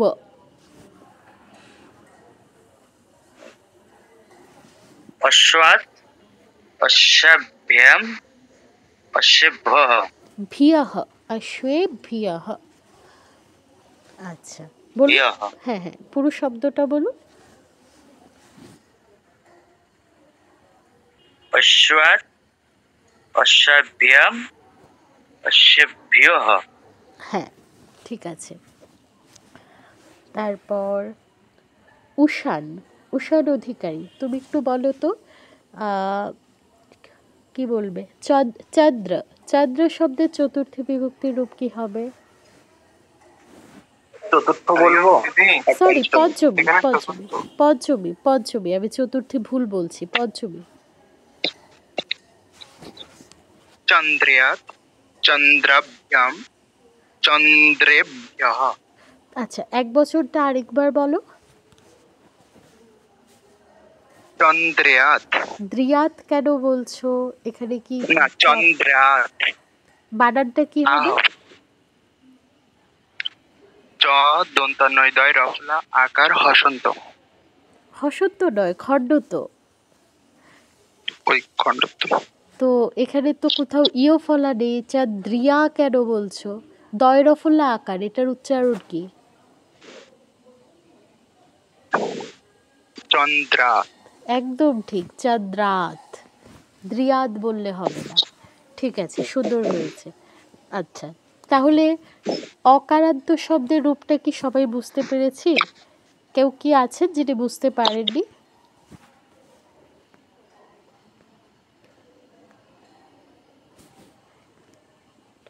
আচ্ছা, আশা করছি আপনারা বুঝতে পেরেছেন। হ্যাঁ, বলুন। দিদি বুঝতে পেরেছি অক্রান্তটা। আচ্ছা, তাহলে আমরা পরেরটায় যাই। তারপর আসছে ফল শব্দের রূপটা, মানে অকারান্ত ক্লিবলিঙ্গ শব্দ। অকারান্ত ক্লিবলিঙ্গ শব্দ আমরা কি জেনেছিলাম যে প্রথম আর দ্বিতীয় ছাড়া বাকিটা একদম সেম টু সেম নর শব্দের মতো, মানে অকারান্ত পুংলিঙ্গ শব্দের মতো। অকারান্ত ক্লিবলিঙ্গে শুধু প্রথমা আর দ্বিতীয়া এটা হয় একটু ব্যতিক্রম, নর শব্দ থেকে ব্যতিক্রম, আর তৃতীয়া থেকে সপ্তমী পুরোটাই নর শব্দের মতো। তাহলে অকারান্ত পুংলিঙ্গ শব্দ যদি বুঝে থাকেন, ক্লিবলিঙ্গও বুঝবেন। নর যেমন হচ্ছে আপনার নরাত, নরাভ্যাম, নরেভ্যঃ। ফল হবে কি ফলাত, ফলাভ্যাম, ফলেভ্যঃ। সেম, একদম সেম, শুধু শব্দগুলো পরিবর্তন হবে। আচ্ছা, তাহলে আমরা শব্দটার রূপ কি হবে? সজল মহোদয়, আপনি বলুন।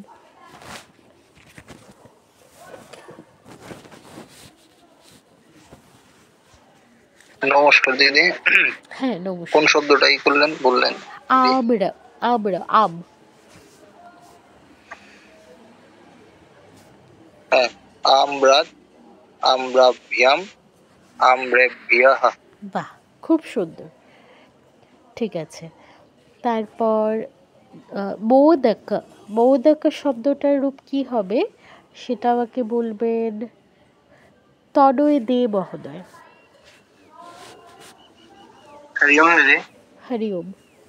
মোদকাৎ, মোদকাভ্যাম, মোদকেভ্যঃ। একদম ঠিক, খুব সুন্দর হয়েছে। ঠিক আছে, তাহলে আমরা আশা করি এটাও বুঝতে পেরেছি। আগেরটা বুঝলে এটাও বোঝা যাবে। আমরা পরেরটায় যাই। পরেরটা কি আছে? আকারান্ত স্ত্রীলিঙ্গ শব্দানাম পঞ্চমী বিভক্তি। আকারান্ত শব্দ আমরা লতা স্ট্যান্ডার্ড ধরে পড়ি।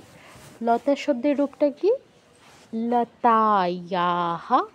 পঞ্চমী এক বছরে লতায়াহ, লতাভ্যাম, লতাভ্যঃ। দেখুন, শুধু এক বছরের পার্থক্য। এক বছরে নরের ক্ষেত্রে ছিল আমাদের নরাত, এক্ষেত্রে হচ্ছে জাস্ট মূল শব্দের সাথে ইয়াহা যুক্ত হচ্ছে। অজায়াহা, অজাত না হয়ে অজায়াহা হচ্ছে।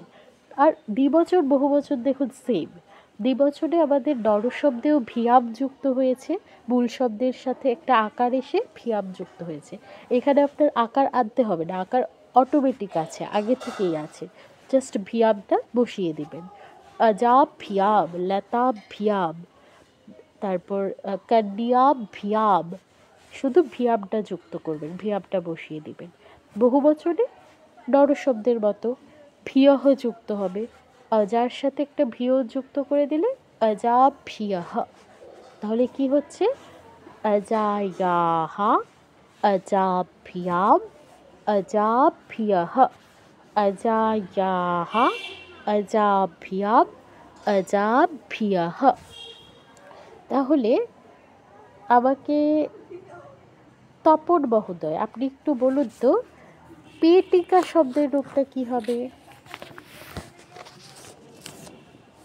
জি দিদি, কি বলেন? পেটিকা, পেটিকা। পেটিকা। হ্যাঁ, পেটিকা। पेटिक्याः पेटिकियाः पेटिक्याभ्याम আর পেটি এক মিনিট, অজা কি হচ্ছে? অজা ইয়াহা, অজা ইয়াহা, তাহলে পেটিকা কি হবে? पेटिक्यायाः হ্যাঁ, উচ্চারণটা ভুল হচ্ছিল। হ্যাঁ, এবার বলুন দ্বিবচনে। पेटिकायाः হ্যাঁ, पेटिकायाभ्यः না ওখানে আর ইয়া আসবে না, ওখানে জাস্ট ভিয়াবটা বসিয়ে দিবেন। শুধু ভ্যাম, হ্যাঁ, তাহলে এটা পেটিক্যাভ্যাম এভাবে দিদি। পেটিকাভ্যাম।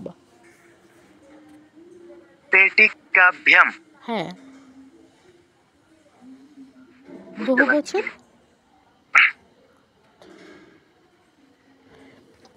বহুবচনটা বলুন।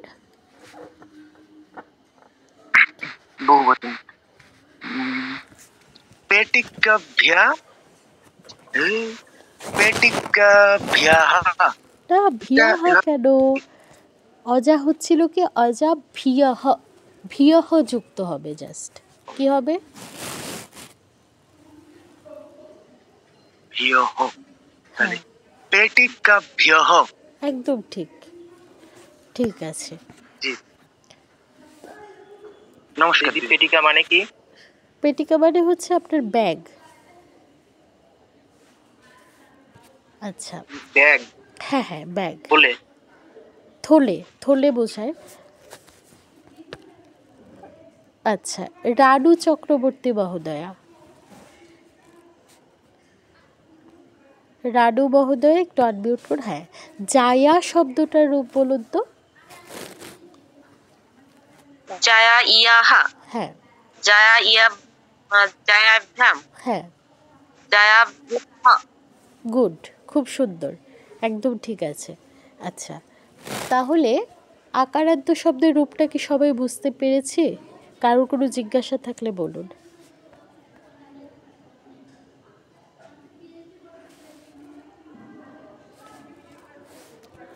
বুঝেছি দিদি। আচ্ছা, তাহলে আমরা সামনে এগুই। এবার হচ্ছে ই কারান্ত শব্দ। ই কারান্ত আপনার লতার মতো সেম। লতায় কি হচ্ছে একটা ইয়াহা আসছিল, এখানেও একটা ইয়াহা আসবে, কিন্তু এখানে একটা বিষয় হবে, সেটা হচ্ছে আপনার দীর্ঘ ইকারটা উঠে গিয়ে ইওটা ইও ফলা হিসেবে যুক্ত হয়ে যাবে। মানে ওখানে তো ইন্ডিভিজুয়াল ইয়াহা বসছিল, এখানে শেষ শব্দের সাথে যুক্তাক্ষর হিসেবে ইও ফলাটা যুক্ত হয়ে যাবে। মানে নদী ইয়াহা না হয়ে নদিয়াহা হবে, ইকারটা উঠে যাবে আর ইও ফলা হিসেবে যুক্ত হয়ে যাবে, নদিয়াহা। তারপর দ্বিবচন বহুবচন সেম। লতায় যেমন ভিয়াম আর ভিয়াহ যুক্ত হয়েছে, দ্বিবচনে নদীতে ভিয়াম যুক্ত হবে, বহুবচনে ভিয়াহ যুক্ত হবে, নদী ভিয়াম নদী ভিয়াহ। তাহলে কি দাঁড়াচ্ছে? নদিয়াহা নদী ভিয়াম নদী ভিয়াহ, নদিয়াহা নদী ভিয়াম নদী ভিয়াহ। আমাকে কে বলবেন? সঞ্জয় মহোদয়, আপনি আমাকে বলুন তো যে সঞ্জয় মহোদয় আনমিউট করেছেন? হ্যাঁ হ্যাঁ শুনতে পাচ্ছি। লেখনী শব্দটার রূপ কি হবে? লেখন লেখনা। আবার শুনুন, একবার শুনুন। নদী শব্দটা কি হচ্ছে নদিয়াহা, তাহলে লেখনী কি হবে? লেখনেহা। একার আসছে কেন? ইয়াহা, ইয়াহা যুক্ত হবে, নদিয়াহা। তাহলে কি হবে বলুন? নদেহা। হ্যাঁ লেখনেহা। বলুন ডিয়াহা, লেখন ডিয়াহা।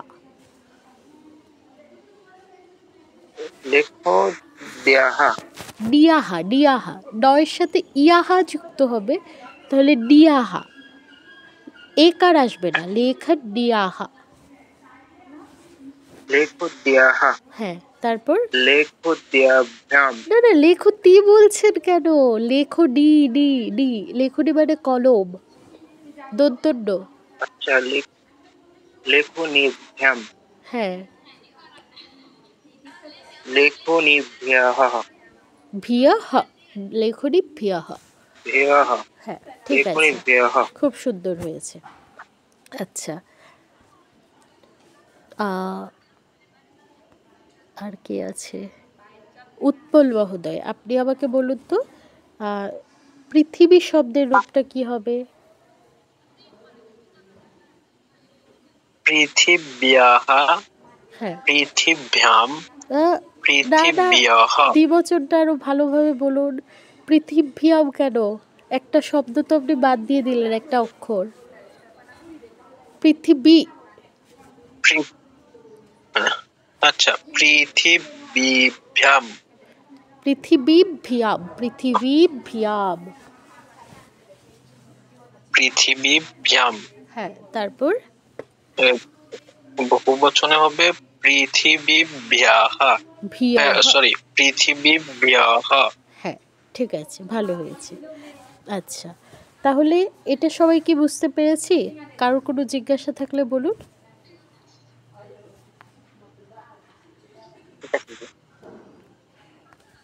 আচ্ছা, তাহলে পরে কি আছে? সর্বনাম নাম শব্দের পঞ্চমী বিভক্তি। সর্বনাম শব্দগুলো কি কি ছিল আমরা গত ক্লাসে একটু করে দেখেছিলাম। এষহ, এষা, এতৎ, অহম, অহম মানে অসমদ, তুয়াম মানে ইউসমদ। আর এষহ, এষা এগুলো হচ্ছে আপনার তৎশব্দের রূপ। আমি মূল এক বচনের রূপটা লিখেছি আপনার বোঝার সুবিধার্থে।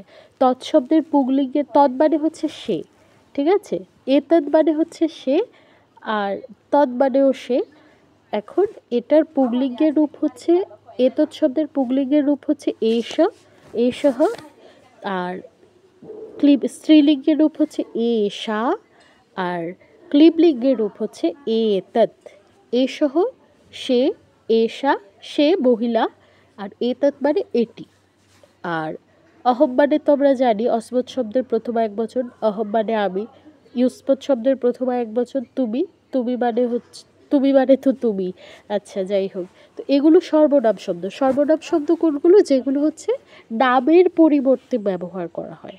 তো কারণ নামের পরিবর্তে আমরা এই শব্দগুলো ব্যবহার করি। সে রাম বইটি পড়ছে, এটা না বলে আমরা যদি বলি সে বইটি পড়ছে রামকে নির্দেশ করে, তো রামের নামটার বদলে সে বললাম, তো নামের বদলে যেই শব্দটা ব্যবহার করি সেটা সর্বনাম শব্দ।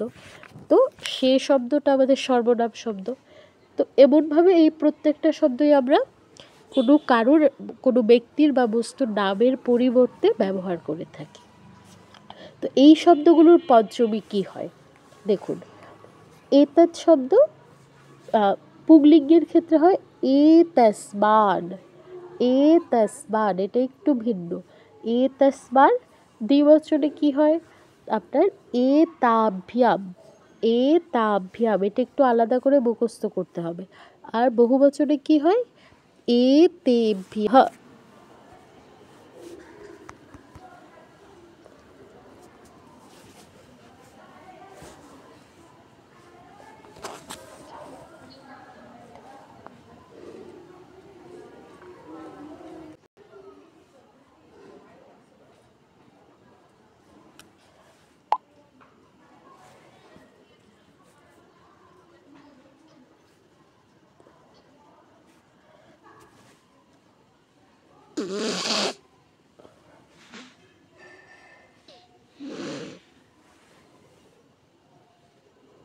ওরা থাকে না, ওরা সবাই জয়েন করে।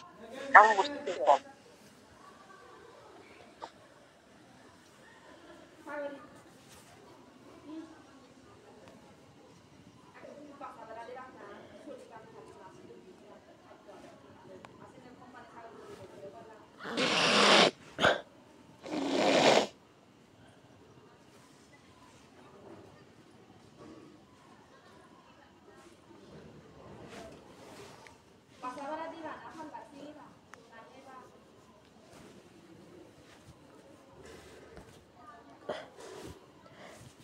আমি আর বেশি সময় নিব না, আর অল্প কিছু সময় নিব।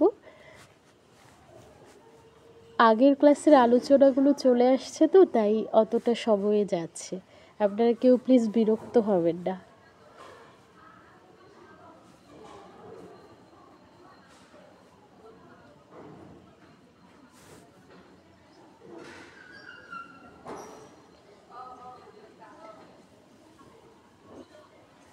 আচ্ছা,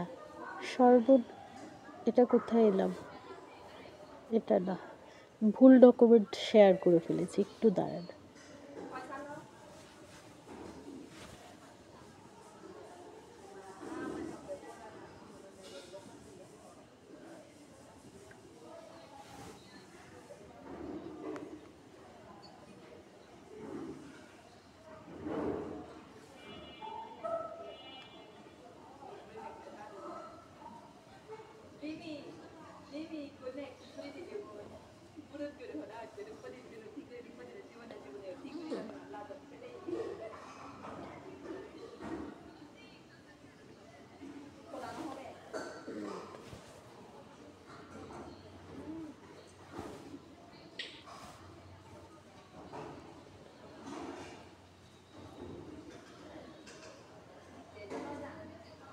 হ্যাঁ, আমরা এখানে পড়ছিলাম। দেখুন, এতাত শব্দ, এই প্রত্যেকটা শব্দ আপনারা ব্যাকরণ কণিকায় পাবেন, কৌদিতে পাবেন, আবার কণিকায়ও পাবেন।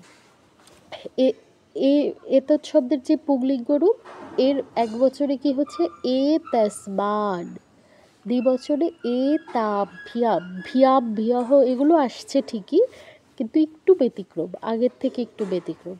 এ তাভ্যাম, আর বহুবচনে এ তেভ্যাহ। তারপর এশার ক্ষেত্রে মানে স্ত্রীলিঙ্গের রূপের ক্ষেত্রে কি হচ্ছে এ তাস্যাহা। দেখুন, খেয়াল করে দেখুন, ইয়াহা আমাদের লতার ক্ষেত্রে এসেছিল, নদীর ক্ষেত্রে এসেছিল, এর ক্ষেত্রেও ইয়াহাই যুক্ত হয়েছে, কিন্তু ওই আগের অক্ষরটা একটু ভিন্ন। এসো শব্দের সাথে, এশা শব্দের সাথে যুক্ত না হয়ে এ তো শব্দের সাথে যুক্ত হয়েছে। এ তাস্যা, এ তাস্যাহা, এ তাভ্যাম, এ তাভ্যাহ। আর ক্লিবলিঙ্গের ক্ষেত্রে কি হচ্ছে এ তাসমান, পুংলিঙ্গের অনুরূপ, পুংলিঙ্গের এক বচনের অনুরূপ, আর দ্বিবচন বহুবচনে স্ত্রীলিঙ্গের অনুরূপ, এ তাভ্যাম, এ তাভ্যাহ। অহম শব্দ, অহম শব্দটা কি হচ্ছে মত আওয়াভ্যাম আসমান, মত আওয়াভ্যাম আসমান। তোয়াম শব্দ কি হচ্ছে ত্বত ইউবাভ্যাম ইউসমত। এই 5টা শব্দ আপনাকে জাস্ট আলাদা করে মুখস্থ করতে হবে, বাকিগুলো কিন্তু সেম, শুধু আপনার শব্দটা কি জানলেই আপনি নিজেই লিখতে পারেন। তো এই 5টা একটু কষ্ট করে আপনারা মুখস্থ করে ফেলবেন। আচ্ছা, রূপগুলো কি সবাই বুঝতে পেরেছি?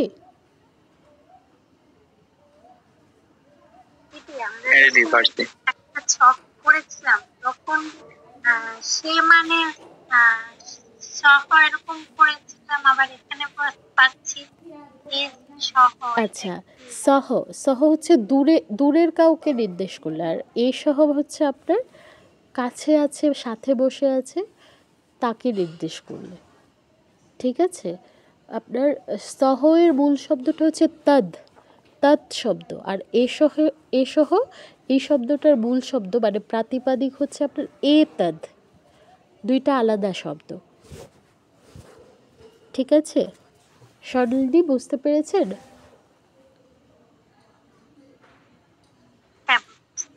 এটা তো এর সহ যেটা, এটা তো মানে পুরুষবাচক কাউকে নির্দেশ করবে, সে মানে ইংরেজিতে যেরকম হি আর সে, এরকম এর সহ আর এসা। হ্যাঁ হ্যাঁ, এসহ এসা দুইটার ইংরেজি হি, মানে সরি আমি যেটা বলতে চাইছি এসহ মানে হি, আর এসা মানে হচ্ছে শি, আবার সহ মানে হি, সা মানে হচ্ছে শি। সা বোধহয় আপনারা পড়েননি, আপনারা দেখবেন, আমি বলি কত পৃষ্ঠায় আছে, আমি একটু দেখে বলি।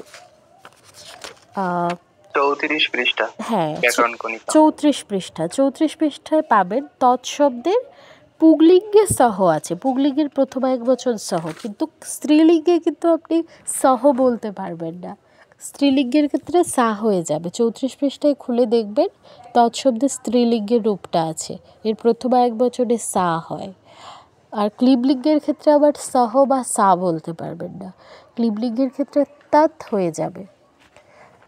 ঠিক আছে, এই শব্দরূপগুলো একই রকম, জাস্ট এতাদের ক্ষেত্রে আপনার একটা আগে এ চলে আসে, মানে এ সহ না হয়ে সহ না হয়ে এ সহ হয়ে যায়, সা না হয়ে এ সা হয়ে যায়, তারপর তৎ না হয়ে এ তৎ হয়ে যায়, এরকম। এটাই পার্থক্য, আর তেমন কোনো পার্থক্য নেই।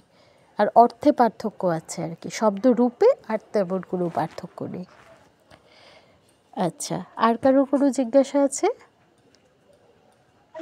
দিদি আমার শব্দটা আমরা কিভাবে ব্যবহার করব? ওই মোমো ব্যবহার করব না? আবার আবার সংস্কৃত বব, এটা ষষ্ঠী বিভক্তির প্রয়োগ। আমরা পরের যেই আজকে কী বার, শনিবার না?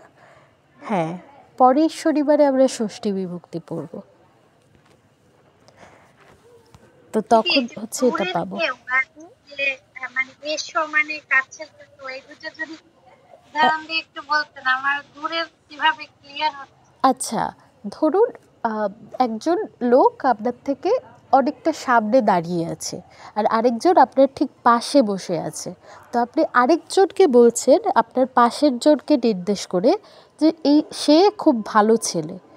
তো এই ক্ষেত্রে আপনার পাশে বসে আছে এই সহ হবে। আর দূরের জনকে যদি বলেন সে খুব বাজে, তো সে দূরে আছে, এই ক্ষেত্রে সহ হবে। ঠিক আছে? বুঝতে পেরেছি, দূরে মানে দূরত্বের দিক। হ্যাঁ হ্যাঁ, দূরত্বের দিক থেকে, মানে কিছুটা দূরে। আপনি দূরে বলতে অনেক দূরে সেটা বোঝাবে এরকম নয়, কিছুটা দূরে আছে, আপনার একদম সাথেই নেই এরকম। বুঝতে পেরেছি দিদি, এই যে দিস আর দ্যাট এর মতো। হ্যাঁ হ্যাঁ হ্যাঁ, দিস আর দ্যাট এর মতো, একদম ঠিক। আচ্ছা, আর কারোর কোনো জিজ্ঞাসা? হ্যাঁ, নমস্কার।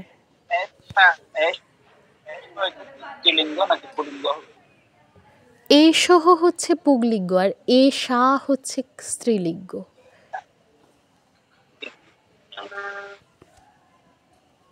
হ্যাঁ, নমস্কার। আর কারোর কোনো জিজ্ঞাসা? দিদি মার্চ মাসে যে পরীক্ষার কথা বলছিলেন, সেখানে মানে যেগুলি পড়াচ্ছেন এখন, এর ভেতর থেকে কি ধরনের প্রশ্ন আসতে পারে? সেটা অবশ্যই আলোচনা করা হবে। আপনার আগে সিলেবাসটা শেষ হোক, অর্ধেক সিলেবাস শেষ হোক, তারপর হচ্ছে আমরা প্রশ্ন কীরকম আসতে পারে সেটা আলোচনা করব। এরপরেই পরীক্ষা হবে, হঠাৎ করে সারপ্রাইজ পরীক্ষা হবে না, চিন্তা করবেন না। নমস্কার। তারপরে একটু আগে জানলে আমরা এখন পড়ার সময় সেভাবে প্রিপারেশন। আচ্ছা আচ্ছা, আমি আপনাদের গত বছরের প্রশ্নটা দিয়ে দিব, আপনারা ওটা দেখবেন। আমি ক্লাস শেষ হলে দেখি আমার ফোনে যদি থাকে আমি দিয়ে দিব গ্রুপে। ঠিক আছে? ধন্যবাদ। হ্যাঁ, ঠিক আছে। আর কেউ কিছু বলবেন?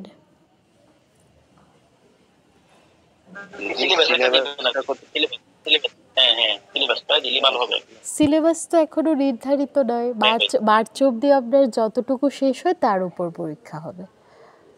মার্চ অবধি আমরা পরীক্ষা নিয়ে এক্ষুনি একটু কম ভাবি।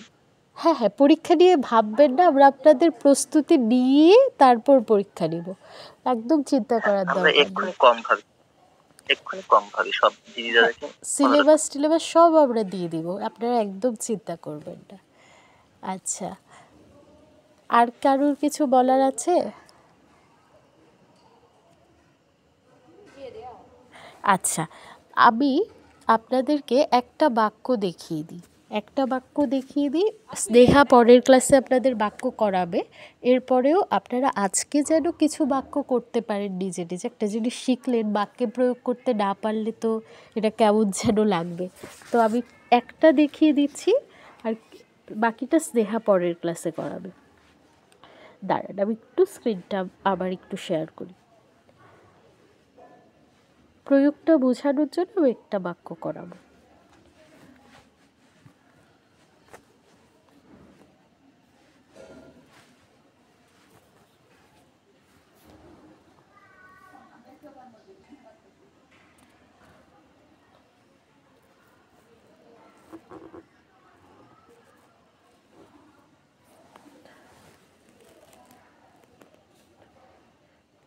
দেখুন প্রথম বাক্যটা কি আছে, বালকটি ঘোড়া হতে পড়ে যাচ্ছে। এখন এখানে ক্রিয়া কোনটা বলুন তো?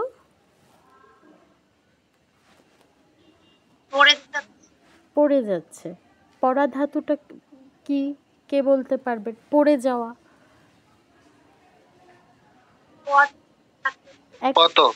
পত নয়, পথ। হসন্ত আছে এখানে। হ্যাঁ একদম ঠিক, পথ, পথ ধাতু। আচ্ছা, এখন পড়ে যাওয়ার কাজটা কে করছে? কে পড়ে যাচ্ছে? বালকটি। তাহলে এখানে বালকটি কি?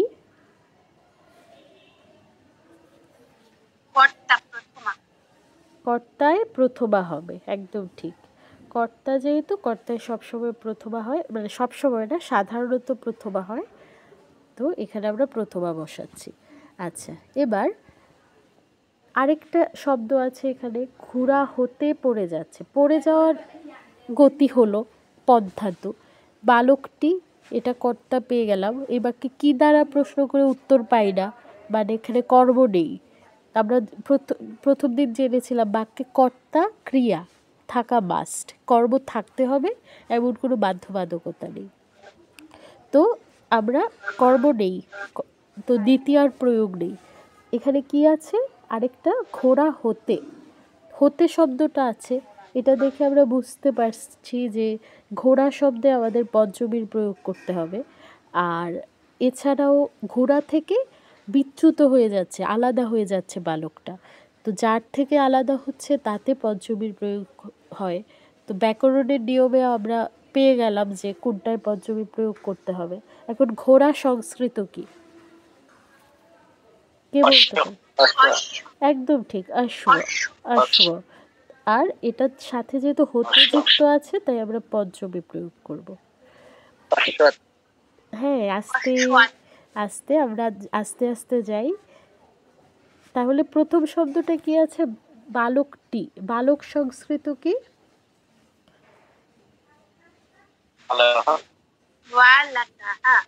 তা এটা আমি বিভক্তি প্রয়োগ করতে বলিনি। বালক সংস্কৃত কি? বালক।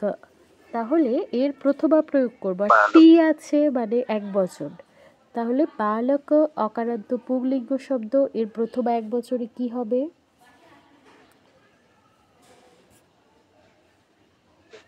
এবার বিভক্তি প্রয়োগ করুন, বলুন। বালক কি? একদম ঠিক, বালক, একদম ঠিক।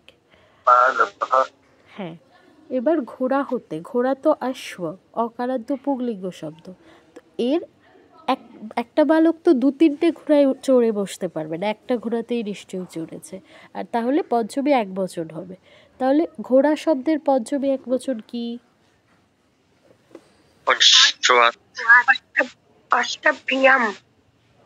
এ বাবা, অশ্বাভ্যাম কেন? ওটা তো দ্বিবচন,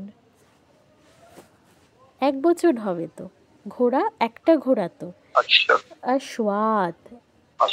যারা অশ্বাদ বলেছেন তাদেরটা ঠিক আছে, অশ্বাদ, বালকঃ অশ্বাদ। এবার পদ ধাতু কি অনুযায়ী হবে? কর্তা অনুযায়ী। কর্তার কোন পুরুষ কোন বচন আছে?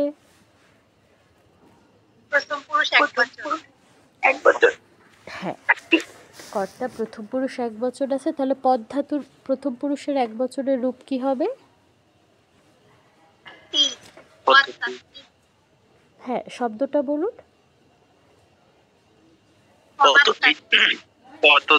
একদম ঠিক, পততি।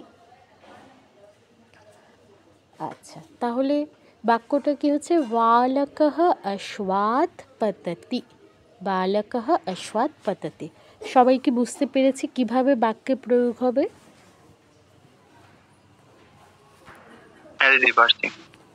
কারোর কোনো জিজ্ঞাসা থাকলে বলুন।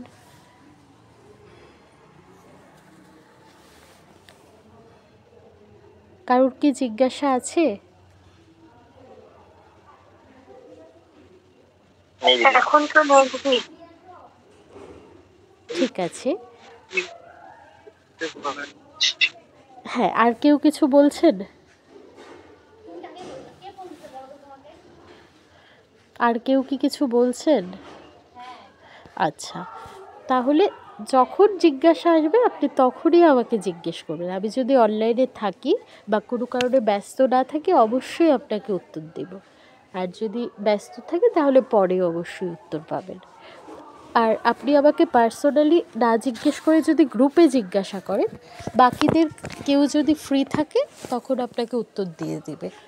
তো আপনারা সাধারণত গ্রুপেই জিজ্ঞেস করবেন। আর যদি মনে হয় না আমাকে পার্সোনালি জিজ্ঞেস করতে চান সেই ক্ষেত্রে পার্সোনালি জিজ্ঞেস করবেন। আচ্ছা, ঠিক আছে। তাহলে আমি বাকি যেই 4টা বাক্য করাবো ভেবেছিলাম সেগুলো আমি আপনাদেরকে দিব। আপনারা চেষ্টা করবেন, পারতে হবে এমন কোনো বাধ্যবাধকতা নেই, আপনারা চেষ্টা করবেন। আর রূপগুলো একটু কষ্ট করে মনে রাখার চেষ্টা করবেন। রূপগুলো মানে বাক্যগুলো করার সময় আপনি প্রথমে নিজে মনে করার চেষ্টা করবেন ওই শব্দের রূপটা কী ছিল।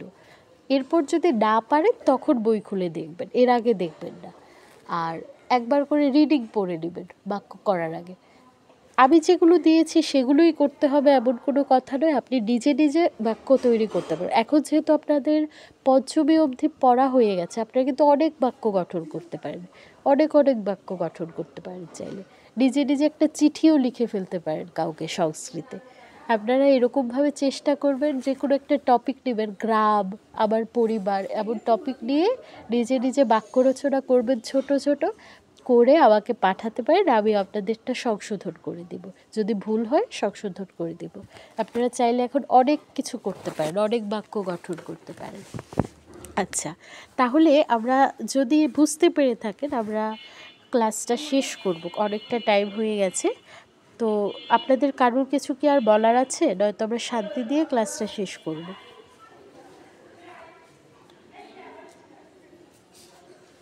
কেউ কিছু বলবেন? আপনার ক্লাস অনেকক্ষণ করলেও কিছু মনে হয় না।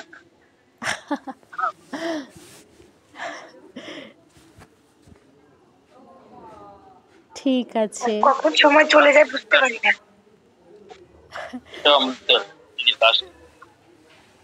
অমৃতা ওরকম কিছুই নয়, আপনাদের সাথে মিলে সময়টা সত্যি কিভাবে চলে যায় আমিও বুঝতে পারি না, আমারও খুব ভালো কাটে। আচ্ছা, আর আসলে দিদি এই জন্মে মনে হয় পাবো না এই ক্লাস। এ বাবা কি বলেন, আবার নেক্সট শনিবারেই পাবেন? না দিদি, আমরা তো আসলে সংস্কৃতে করছিলাম ওখানে ওই পালি সংস্কৃতি আর কি। হ্যাঁ বুঝছেন, হ্যাঁ হ্যাঁ, পালিতে তো আমরা আসলে পরীক্ষা দিচ্ছি কোনো ফল মানে সার্টিফিকেটের ফল আর কি, কোনো ওখানে টিচার নেই ভালো। বাংলাদেশে তো কি বলবো, বিশ্ববিদ্যালয়গুলোতেই অনেক খারাপ অবস্থা এখন। জানি না, আপনারা শিখছেন, আপনারা প্রসার ঘটাবেন। হ্যাঁ, কেউ কিছু বলছিলেন? দিদি প্রশ্নগুলো ওখান থেকে দেয়, আবার ওদের প্রশ্নটা কিন্তু বাস্তবিক প্রশ্ন হবে না। প্রশ্ন দিতে তো অসুবিধা নেই, কিন্তু স্টুডেন্টদের তো বোঝাতে হবে। স্টুডেন্টরা যদি না বুঝে লিখে যায়, মুখস্থ লিখে যায় বা দেখে দেখে লিখে, তাহলে কোনো কাজ হবে বলুন? তো আপনারা তো শিখছেন, আপনারা শিখে আপনার আশপাশের লোকজনকে শেখাবেন। আমাদের নিজেদের ভাষা সংস্কৃতি। হ্যাঁ বলুন। মনে করেন ক্লাস আমি বলতে খুব পড়ি, অনেক যারা ভালো তাদেরকে বলি আর কি, অনেকে ভক্তি হইয়া ক্লাস করে না, এটা সমস্যা। বই লাগে অনেকে নামের জন্য ভক্তি হয়ে যায়। সেটাই, দেখুন কতজন ভর্তি হয়েছে, এখন আপনারা উপস্থিত আছেন মাত্র 13 জন, আমি সহ 15 জন, মানে 13 জন উপস্থিত আছেন। তো 13 জন মাত্র আগ্রহী আছেন আপনারা, বাকিরা কি করতে ভর্তি হয়েছে? শুধু শুধু ভর্তি হয়ে নিজের টাকা নষ্ট, এদিকে ক্লাসও করছে না। আচ্ছা, আর কেউ কিছু বলবেন? আমরা দিদি অনেক বলুন। অনেক এর মধ্যে মানে সারাদিন কাজ করে তারপর মানে না না, সেটাই ক্লাসটাকে একটা মানে সংস্কৃত শেখাটাকে আপনি একটা অপশনাল কাজ হিসেবে নিলে এরকমই হবে। আপনি যদি একটা বাধ্যতামূলক কাজ হিসেবে নেন যে না যাই হোক না কেন আবার দরকার লাগলে পরের ক্লাসের আগে আবার রেকর্ডিংটা হলেও দেখতে হবে, তাহলে কিন্তু আর অসুবিধা হয় না, তাহলে কিন্তু আপনার সময় অটোমেটিক বের হয়ে যাবে। আচ্ছা দিদি, এই কোশ্চেন ছিল একটা 2 নম্বরে। হ্যাঁ, বাট আপনারা যে 5টা বাক্য দিয়েছেন। হ্যাঁ হ্যাঁ। আচ্ছা, আমি কলকাতা হতে ত্রিপুরা যাচ্ছি, এইখানে কলকাতা হতে এটাতে পঞ্চমী বিভক্তি আমি অ্যাপ্লাই করব। এখন ত্রিপুরাতে কি আমি দ্বিতীয় বিভক্তি অ্যাপ্লাই করব? এটাই তো, না এটা তো অধিকরণ তো বোঝার বিষয়। এটা কিন্তু আমি বলেছি এই প্রথমে নিতাই বাবু যখন ওই কারণের বিষয়টা এসেছিল, নিতাই বাবু ভুল করে এই নিয়মটা বলেছিল যে গব ধাতু থাকলে এখন একটা অধিকরণ তো মনে হয় হবে না। আমি বলি অধিকরণ তো আমি পড়াইনি, তার মানে আমি অধিকরণের কিছু দিব না, এখানে দ্বিতীয়ই হবে। কেন হবে? যাওয়া ধাতু আছে, গব ধাতু, তো গব ধাতু যদি থাকে যেখানে যাওয়া স্থানটাতে দ্বিতীয়ার প্রয়োগ হয়, সেখানে আপনাকে অধিকরণ আসবে না, দ্বিতীয় আসবে। আমি যা পড়াইনি তার থেকে কিচ্ছু দিব না, যা পড়িয়েছি তার মধ্যেই আছে কনফিউশন। হ্যাঁ ঠিক আছে। আর হচ্ছে হ্যাঁ বলুন। 3 নম্বরটাই হচ্ছে রাম বালক দ্বয়ের থেকে উত্তম। এইখানে আমি হচ্ছে বালক দ্বয়ে পঞ্চমী অ্যাপ্লাই করব আর রামে হচ্ছে আপনার প্রথমা। হ্যাঁ। আচ্ছা, আর গাছ থেকে পাতা পড়ে, আচ্ছা এইখানে আমি গাছে পঞ্চম আপনি তো সব বলে দিচ্ছেন, সবাই তো শুনে ফেলছে, আপনি আমাকে আচ্ছা ঠিক আছে বলুন, অসুবিধা নেই, ঠিক আছে বলুন, অসুবিধা নেই, বলুন। আর হচ্ছে তৃতীয় নম্বর বাক্যেতে এইখানে ক্রিয়া তো নেই, এইখানে কি আমি ক্রিয়া ছাড়াই হচ্ছে বাক্যটাই করব, কমপ্লিট করব? ক্রিয়া আছে, কিন্তু ক্রিয়া এখানে আপনার ক্রিয়া ছাড়া আসলে বাক্য হয় না, ক্রিয়া আছে, উজ্জ আছে, এটা হচ্ছে আপনার তাহলে এই হ্যাঁ এখানে প্রয়োগ করতে হবে না। অ্যাবিজার ওয়াজ ওয়ারের মতো অস্তি পড়েছি না, অস্তি, এটা হচ্ছে আপনার ক্রিয়া, কিন্তু এটা লিখতে হবে না, এটা উজ্জ আছে। আচ্ছা বুঝতে পারছি, ধন্যবাদ। ঠিক আছে, আর কারোর কোনো জিজ্ঞাসা আছে? নয়তো আমরা ক্লাসটা শেষ করি।